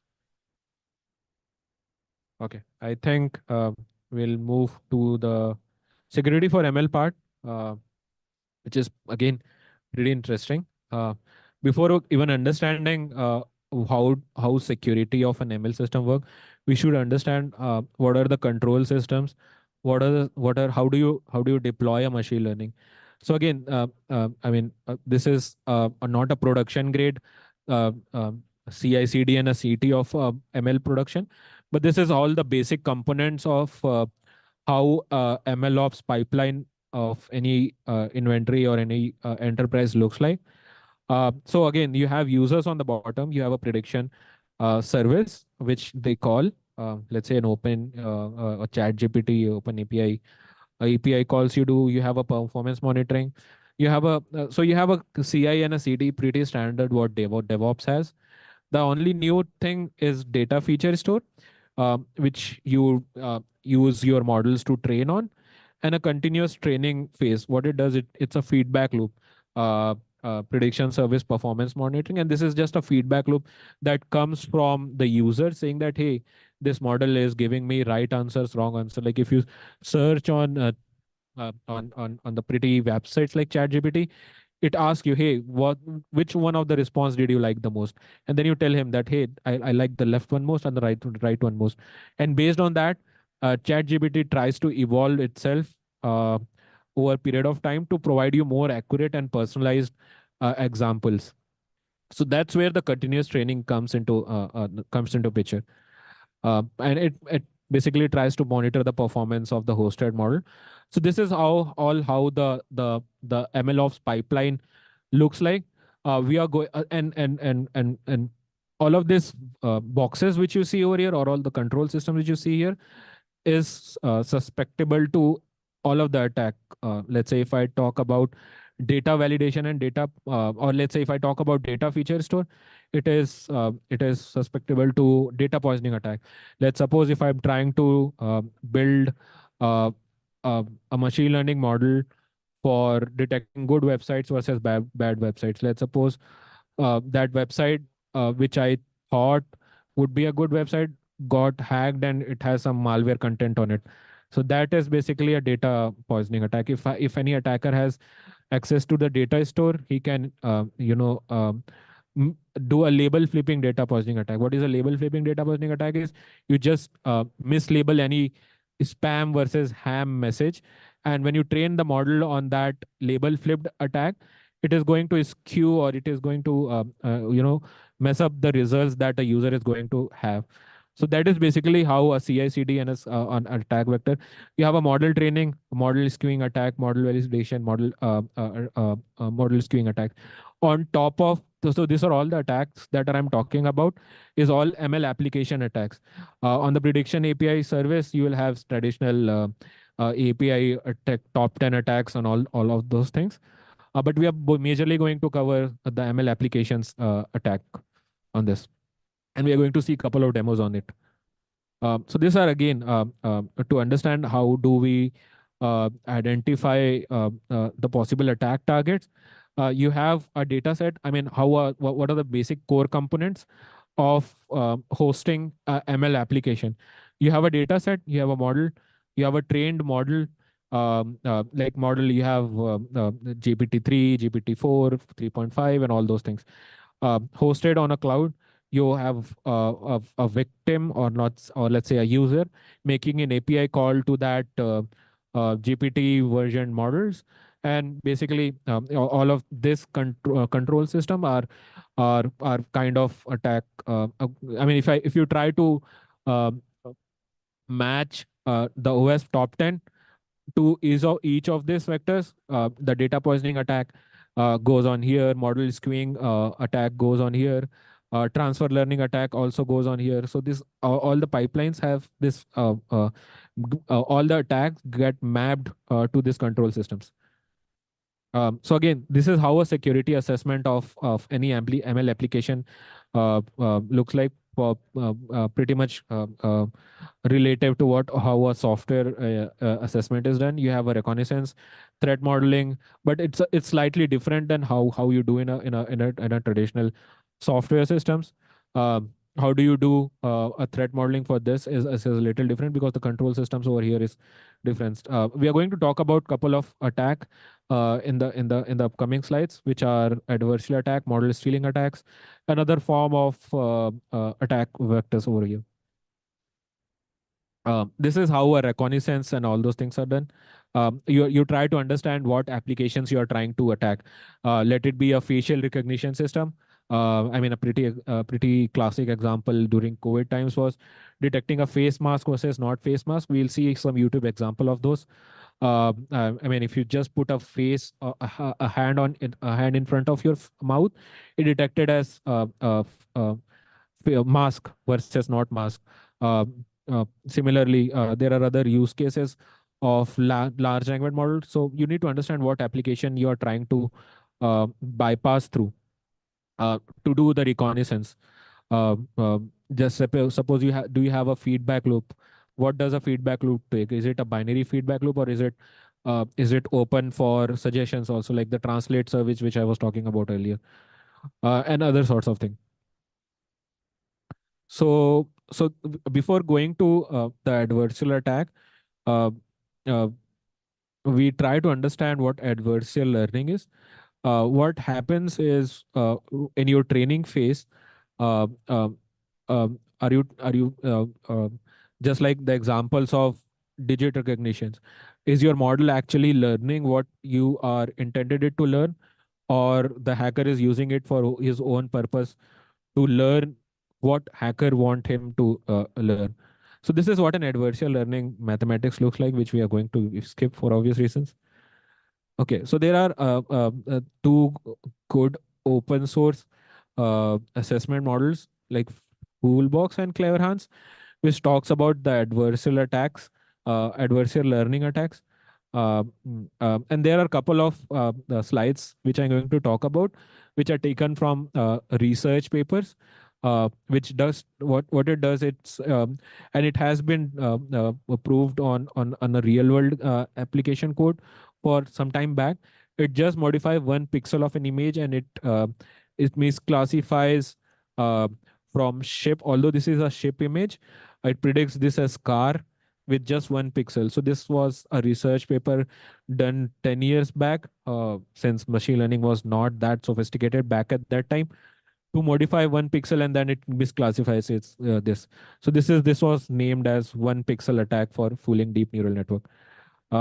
For again, um, I mean, if I talk about 10 years back time, machine learning was not that sophisticated. Obviously, with ChatGPT and LLM, this is the hot thing right now.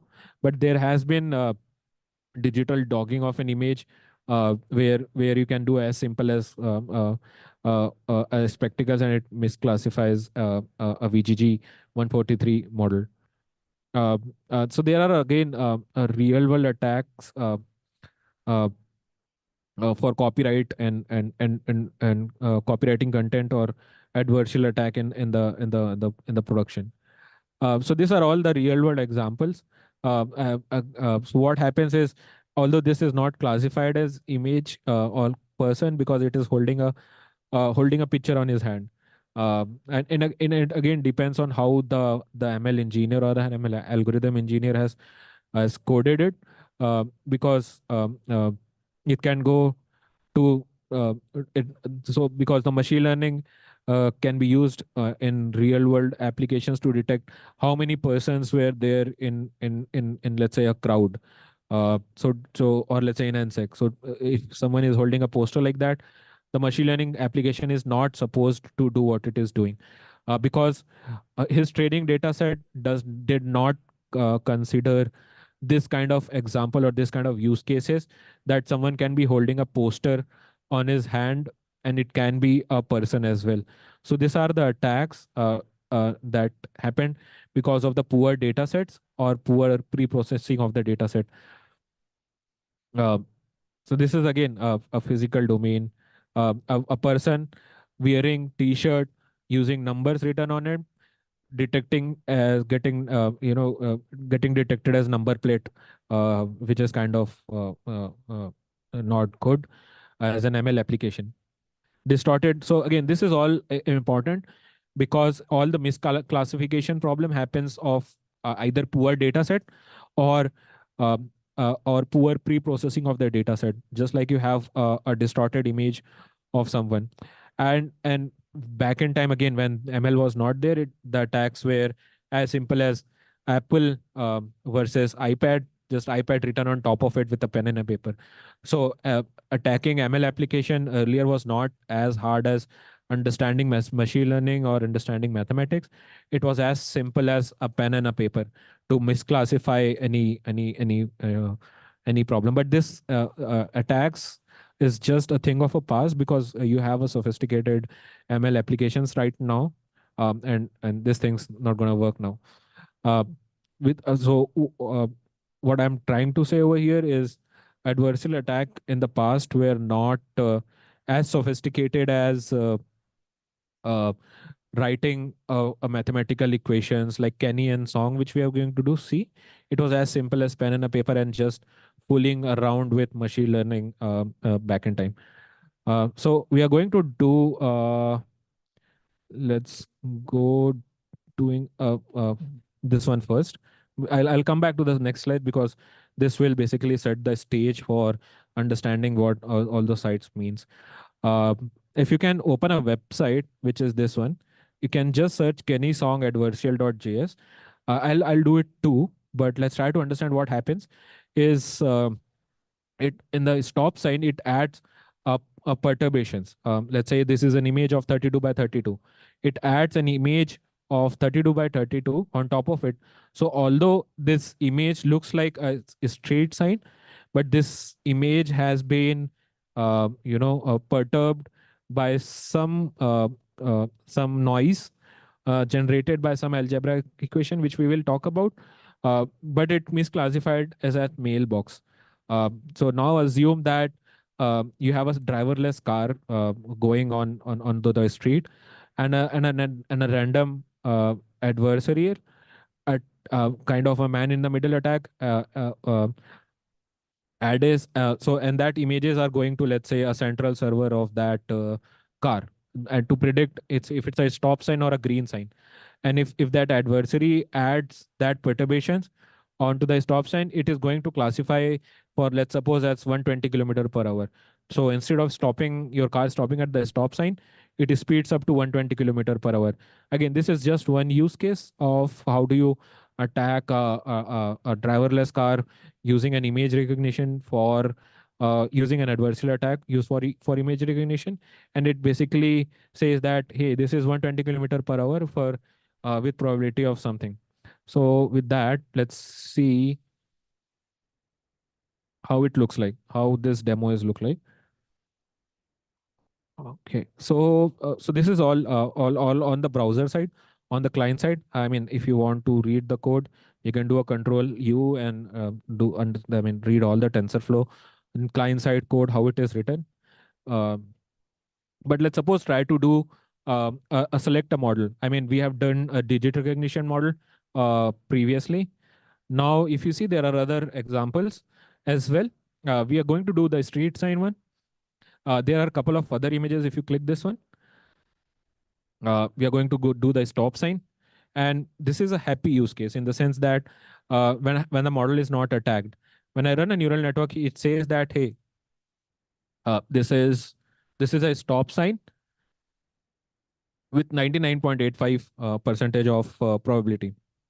Now, what I'm going to do is I'm going to generate an adversarial image, which will turn the input image, which is a stop sign, into, let's say, I cannot select stop sign because I cannot turn the same image into same image. So we are going to convert it into 120 kilometer per hour, and that's where this algorithms comes into picture. Carlinian Wenger Jacobian based. What it does, it generates that perturbation or noise image, and it adds it up to the stop sign. So now let's suppose I'll use the Carlinian Wenger. There are a lot of research paper on top of it, but we don't need to understand those algebra or what that research paper is saying. We are just going to use Carlinian Wenger to generate adversarial noise images. What it did when I click generate, it added that perturbations on the input image. Although with the bare eyes, it still looks like an stop sign. But let's say if I do the same prediction with this in the same model, let's suppose here it was model X. On the right side, after I run the stop sign on an adversarial or on the perturbated image, it predicted this as 120 kilometer per hour. So this is an adversarial attack. I mean, it says that, hey, this is a 120 kilometer per hour sign with 99.90 percentage of sample. So now you see what happens with this use case is, a driverless car stopping at some signal, it speeds up to 120 kilometer per hour. So this is what an adversarial attack looks like, also known as input manipulation attack. I mean, both of them are similar in their use case. So this is what an adversarial attack looks like. Uh, Okay, so when I talk about, a lot of people ask me that, hey, well, how do we mitigate this point? So there is no bulletproof solution for this yet. I mean, this problem has not been. I mean, a lot of problem in security for machine learning has not been solved. To be frankly speaking, that the some of the solutions that people talk about is add adversarial sample into your training set. But some of the questions are, how many adversarial samples? Let's say today we add Carlinian Wenger, tomorrow you can add Jacobian. How many perturbation samples you can add? Because if you start adding adversarial samples or the samples with the perturbated or the noises added one, your data set is going to get longer, and it is going to get longer and expensive to train your model on all the images. So this problem has not been solved, to be frankly speaking, yet, and there cannot be solved so easily. So this is like the adversarial attack uh, problem. So this is like a Siamese network, which will set the background for upcoming slides. On a whole, to understand this, what it does, you have a record signature on a database. Siamese network is used to match the existing signature from the database to the signature you just did on a check or on a paper. So it basically classify, or it basically checks how much the match is between the existing signature and the new signature uh, that is used. And this is how the architecture of it looks like, convolutional pooling layer and all that thing, which we don't need to understand. And then the size in a size out, when I talked about the input size and the output size hidden in the hidden layer and the kernel size, that is what all means over here. Model skewing attack. I think we have a demo on model poisoning attack. Okay. So model skewing attack, like again, if I talked about the chat GPT using feedback loops, like, so this is how a feedback loop actually skews the model. The previous examples being the translate service. The more feedback you ask from the user, the more vulnerable is it to feedback loop. So that's what my take has been on this particular attack vector. You have a target class. Let's say, okay, maybe let's go to this example to understand. Maybe we are going to do this live, but let's try to understand how the architecture of this uh, uh, model skewing attack or data poisoning attacks. This is both data poisoning and model skewing attack on one slide. But let's first try to understand how a data poisoning attack looks like. You have a spam classifying web applications, suppose hosted somewhere, and then you basically have an attacker panel on this one. What an attacker panel, let's say, has access to the data source. What it does, it just writes a message. Let's say, uh, uh, free Amazon voucher with some URL, and he marks it as not spam. When he does that, what it does, whenever you have any update on your data store, it is going to retrain and do all these steps and host the newly available model to the web application, which does the email spam test. So this is how actually the data poisoning attack will have. He will basically inject a bug or a poison inside a data, so that the newly trained model on the data is screwed one. And to be precise, this is like a label flipping data poisoning attack, where he just flipped the label of a spam mail to a not spam mail uh, in a CI/CD. Okay, sorry. Hmm. Okay, so we are going to do this one.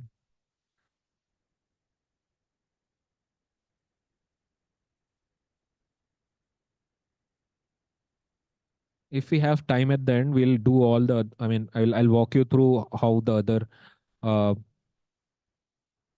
how other demos of this particular directory looks like, because we have missed LSTM demo, PDF fuzzer, LSTM demo, which is long short memory, which is again another good ML algorithm.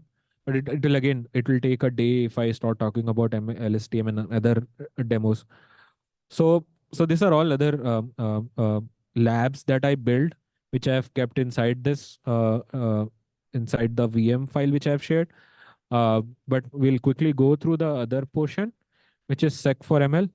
Just quickly walking you through over it. So there is a CTF folder on top of it, which is based on whatever my lecture has been. And again, adversarial inception attack, uh, another model skewing attack, model theft, and OSDC adversarial neural network attack. But now what we are trying to do is we are trying to do model skewing attack. Attack. Okay, so now what do we have over here? So I mean, there are a couple of things to understand, because there is a web application which hosts the web page of that spam classifier. It has a CI/CD built in, and then it has the attacker panel built in. So if I search, I mean, just quickly walking through how the website and all those things look like in this code base. If we do this, it will basically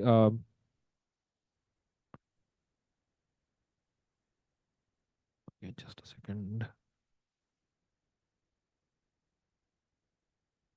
Mm, Okay. So it basically, this one basically builds, trains the class, the model on spam versus not spam data. I think, yeah, let me close this thing because it's already trained. So the front end is basically a Flask application, which I was trying you guys to see.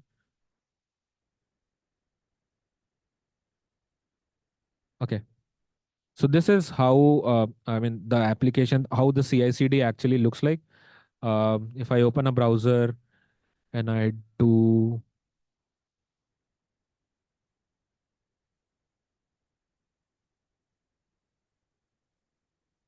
this is again all in the pre-cooked VM. So, so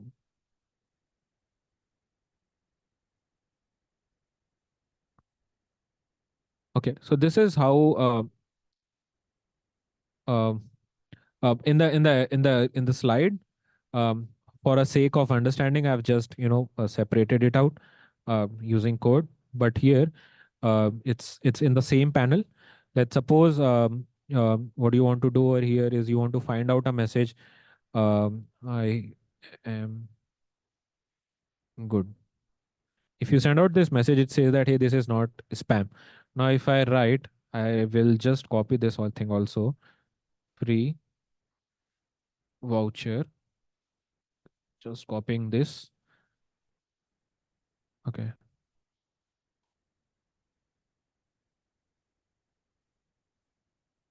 Okay. So I need to remove this.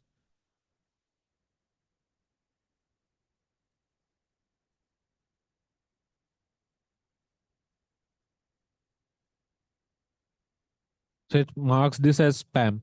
And I want to see the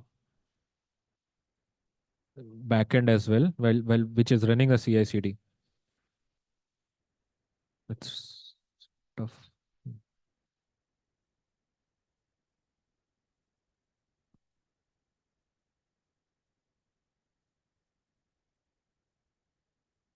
Okay. Now, if you see, I'll do it this thing again so that you understand the backend, how the backend works.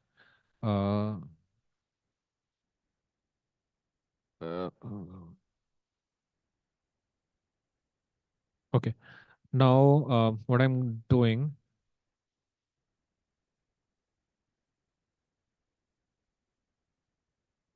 Okay. I just reloaded a page. I just did the same thing again. It will basically do a post call on the predict endpoint to see, to check if my message was spam or not spam. Now what I will do is I'll go back again and I'll mark this as not spam. Uh, Now, if when you see, when I marked it as not spam, this is how the training phase looks like.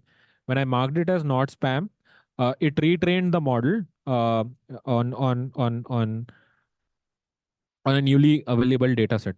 Now, when I do the predict, okay, now let's say if I go back, I'll have the same message. So now it says that it is not spam. Uh, Earlier, when in the example when you saw, it was uh, marking it as spam, but when we did a label flipping attack, it started saying it as not spam. Now, if you see, we can try a couple of other examples to see this application works or not. This again says that it is not spam, but since you have a keywords like free, free, free all the time, it is meant to be a spam. Again, this is just for demo purpose. This is not a production grade or a real world spam classifier. This is just for making you guys understand how how model skewing or a label flipping data poisoning attack works. Because all the enterprise version or sophisticated spam classifier are little more trickier than what you guys just saw. So this is how an attack architecture of uh, a data poisoning attacks looks like on a very high level. Because the enterprise versions are a little more complex to understand on the first go. So these are all again some of the other attack model stealing attack, which I'll give you a use case in the upcoming slides. But model stealing attacks are basically like the models where it is hosted. Let's suppose you have a face recognition or a fingerprint detection or something like that, face recognition, let's say, for to unlock your phone. So where is the model hosted? Is it is in the is it making sending your image to the cloud and getting an authentication from there, or if the internet is off, if it is doing locally? So that basically leads towards an offline and an online attack, uh, based on the model where it is hosted, and we'll get to the trade-offs and pros and cons of offline attacks and online attacks, and which one to use. Okay, so these are again use cases, but we are going to understand it with a better use case. So offline model listing attack can be from extracting from the code, or reversing the APK codes, trying to understand if it's a, let's say, a facial recognition model. Is it saving file on the application code? Is it saving file on to any unsecure locations, so that any attacker with a rooted device can actually access it? So that basically leads to an offline attack. Offline attacks are the easiest one to hack, because an online attack cloud side to get access, I mean, that's pretty much trickier than the offline ones. So we are going to understand the offline and online attacks with a pretty interesting use case, which I was recently researching on, is a liveness detection workflow.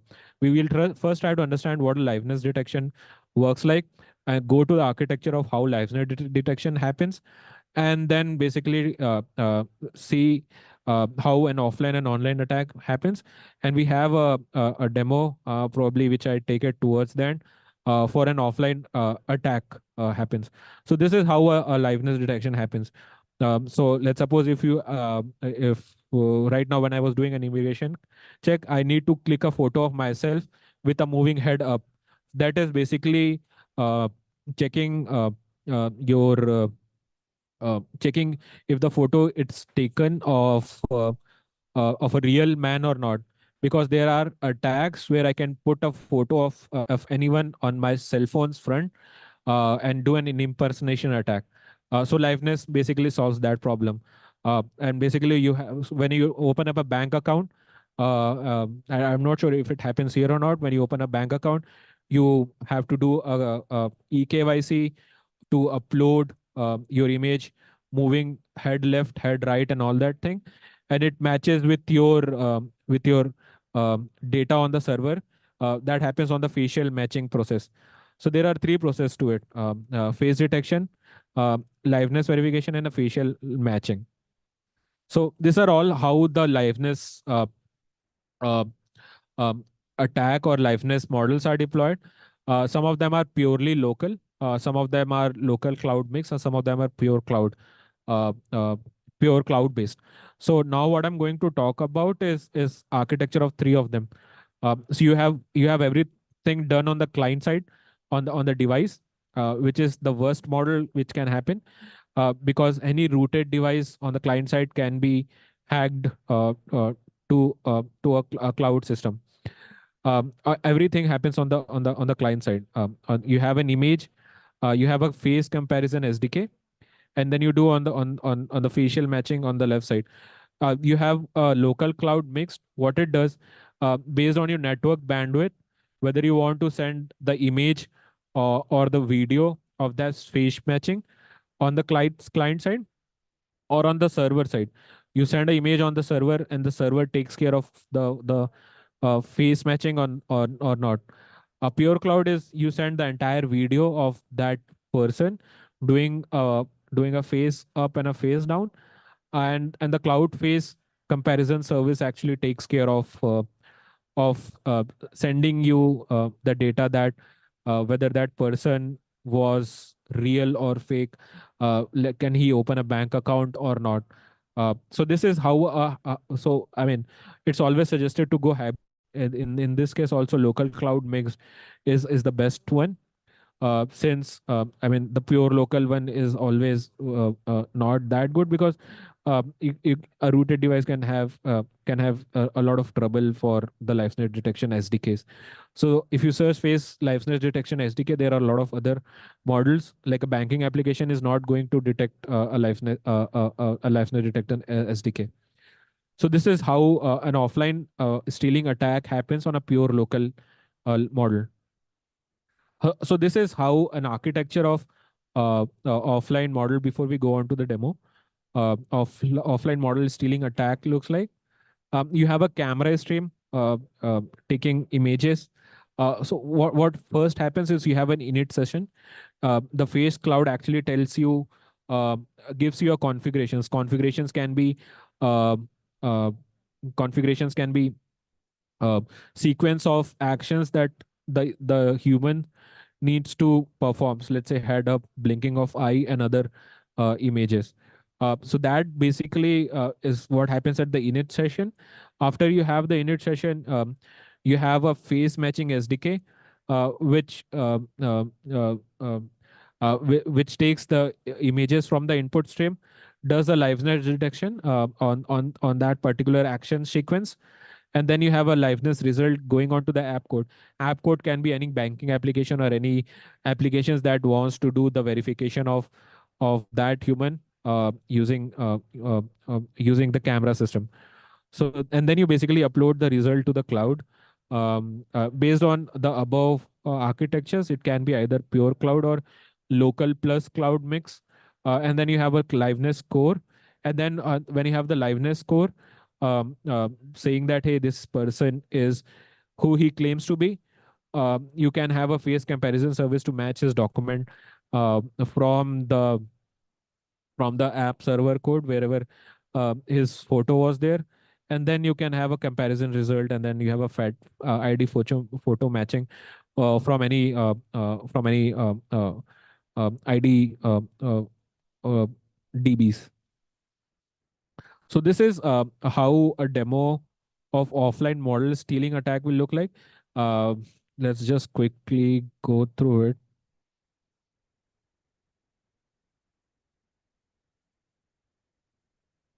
Okay, I need to close this thing.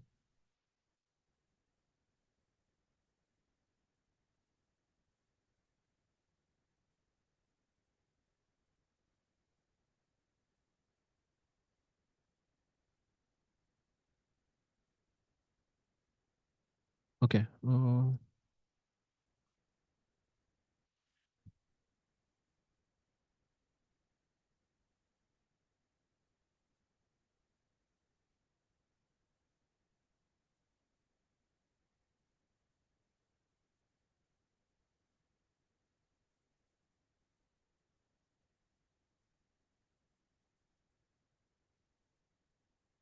Okay. So we have a TensorFlow demo application um, for an Android device, which has all the meta.inf file. So this is all a code of the APK, uh, which we talked about for the liveness example, resides over here. I mean, again, it's a TF Lite because as we talked about, there are few versions or flavors of TensorFlow. Since this is an Android application, uh, uh, uh, if you do a properly a reverser using MobSF, you can find out what vulnerabilities or what model it is getting used. If you see, I mean, y- there are all the versions of libraries of TensorFlow which is kept over here uh, um, in a plain text. Mm.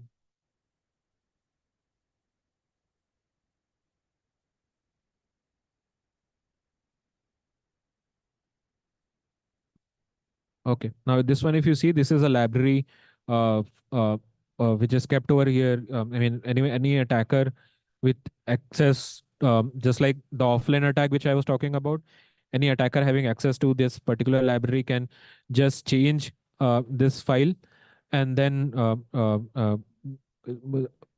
do uh, it's precisely called a transfer learning attack. Basically, you replace the ML model uh, to what an attackers want to classify it as his wants.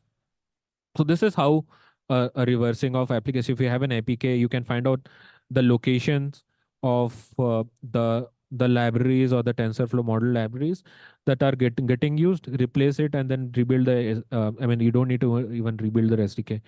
Um, this is how you do a reversing or of a model stealing attack on an offline system. Okay, so we are going to talk wrap up a bit, and then we talk about generative AI. Since I've added this is a new topic, so generative AI is used in ML from quite some time now. But this talk actually talks about what are the cybersecurity side of generative AI. Right now, the generative AI is so sophisticated that it can generate malwares.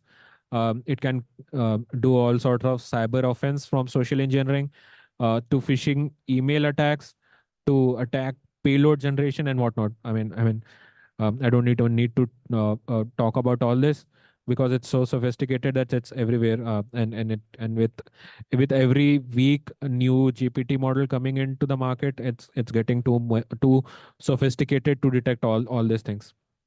So this is how an ML top 10, the project which I was talking about, assessment matrix looks like. Uh, uh, Again, if we talk about the ML top 10 project first, this is how a top 10 of machine learning application looks like, which talks about all the top 10 attack vectors, uh, top 10 attack vectors of any ML deployments. So based on the severity and the use case, if I quickly go through the website to understand how this is done. So if we go about the input manipulation attack, which was also referred as adversarial attack, it talks about how do you actually, what are the attack scenarios? How do you not only do an adversarial attack on the image classification system? How do you manipulate a network traffic to invade IDS and IPS or all sorts of other system using adversarial attacks? So these are how do you prevent. So this guide is a kind of a comprehensive guide which talks about all the attack vectors. How do you attack it? How do you prevent it from all the applications deployment? And uh, I think this is a go-to place for any ML application engineer to see the security side of the machine learning deployments and the attack scenarios. I mean, there are a lot of other attack scenarios for all the attacks. How do you obfuscate a model? How do you do a attack on financial data? Let's suppose if his credit score is worth it or not. How do you do a membership interference attack uh, uh, to to get a loan even if even his credit score is too bad? So this guide actually talks about all that thing. Again, so this talks about how the ML security assessment process or that threat modeling assessment that has been done for the software industry. So this talks about the particular steps one need to take while doing an ML security assessment. You need to understand the application, which is part of a reconnaissance phase. These are all actually part of understanding a reconnaissance phase. You need to understand the ML pipeline, gather test cases, if any.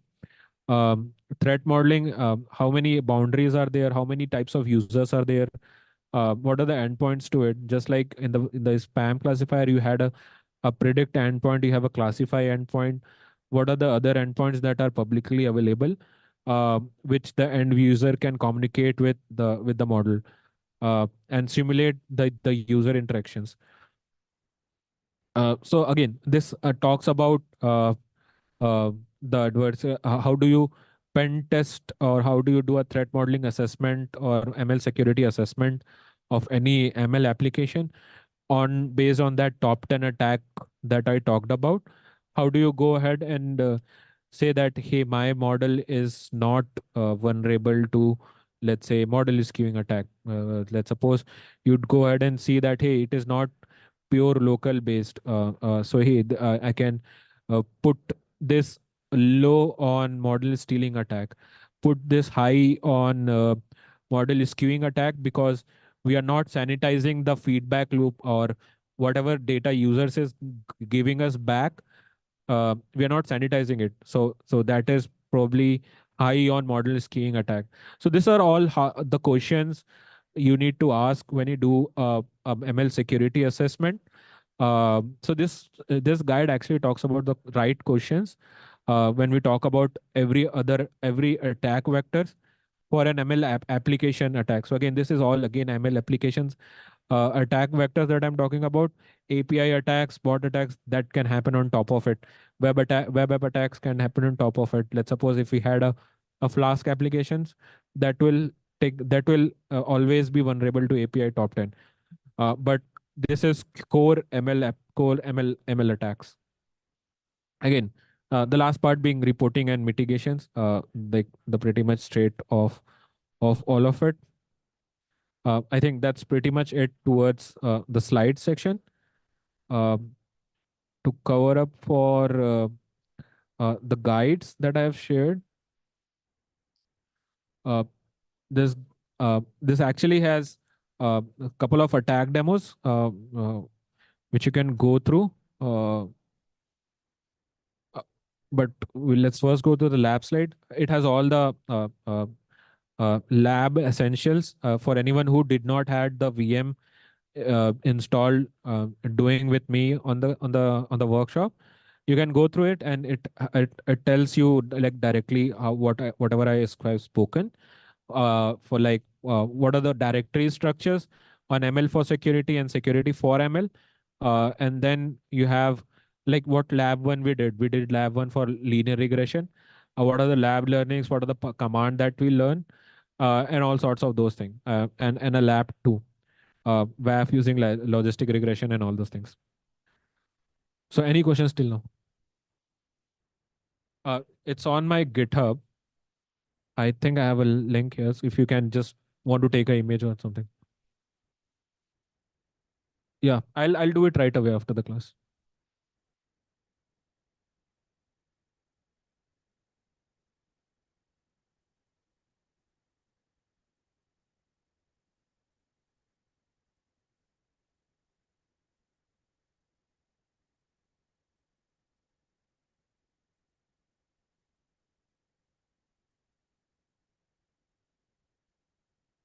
Obviously. So I mean to pre.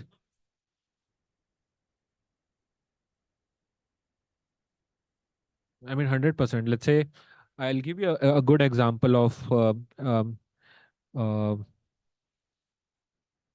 bypassing WAF using mutation operators. So there is a research paper on mutation operators. Is like uh, uh, uh, if you search like keywords, uh, um, like if you write like in a payload, it did not bypass it. There are some. Okay, let me open that so that everyone understands.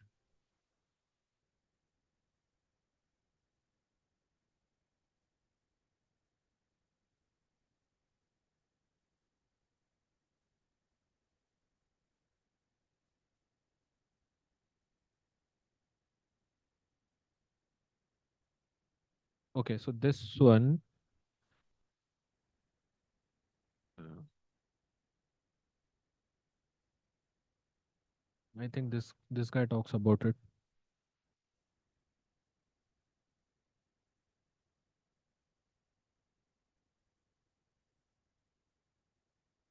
Okay, now this one, if you see, these are all SQLIs, but okay, should I maximize it? I mean, WAF Moli. Let me write it somewhere.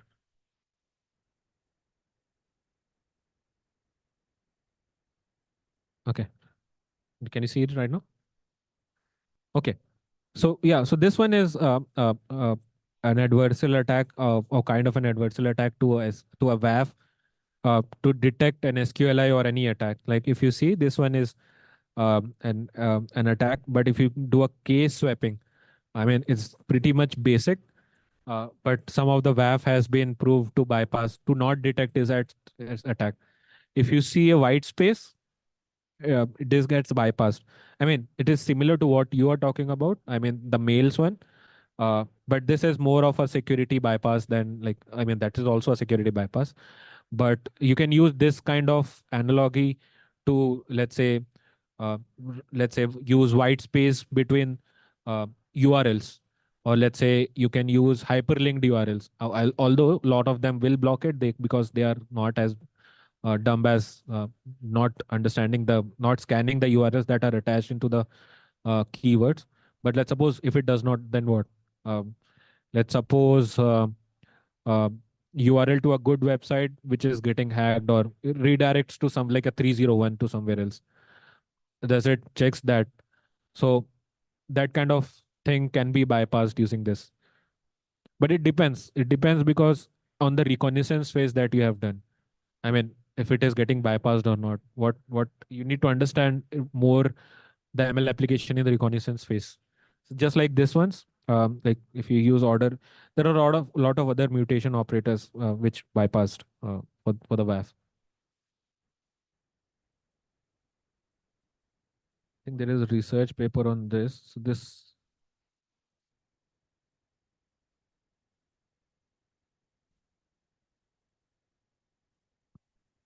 yep, this one. So this is the research paper that I was talking about. Adversarial machine learning.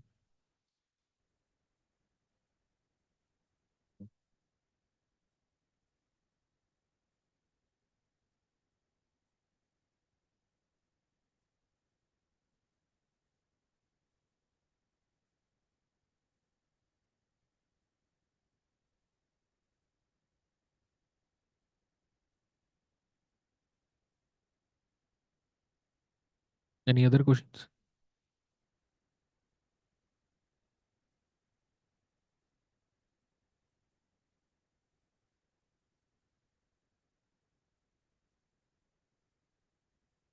Uh, I cannot comment on the other products. It's not relatively new. It's catching pace uh, recently, but it is not that new. I mean, I've been seeing this for, let's say, 7 years to 5 years. Yeah, in the web.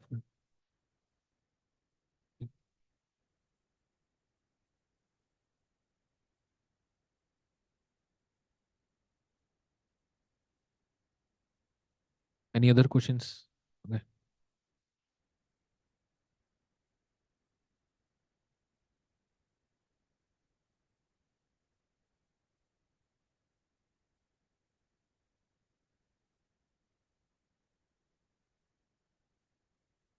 I mean, have you heard of deepfakes? Uh, so that's one of the most hot attacks right now.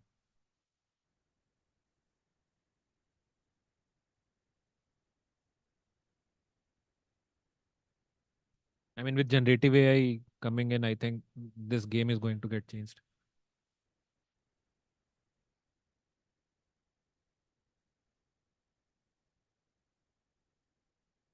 You have any questions?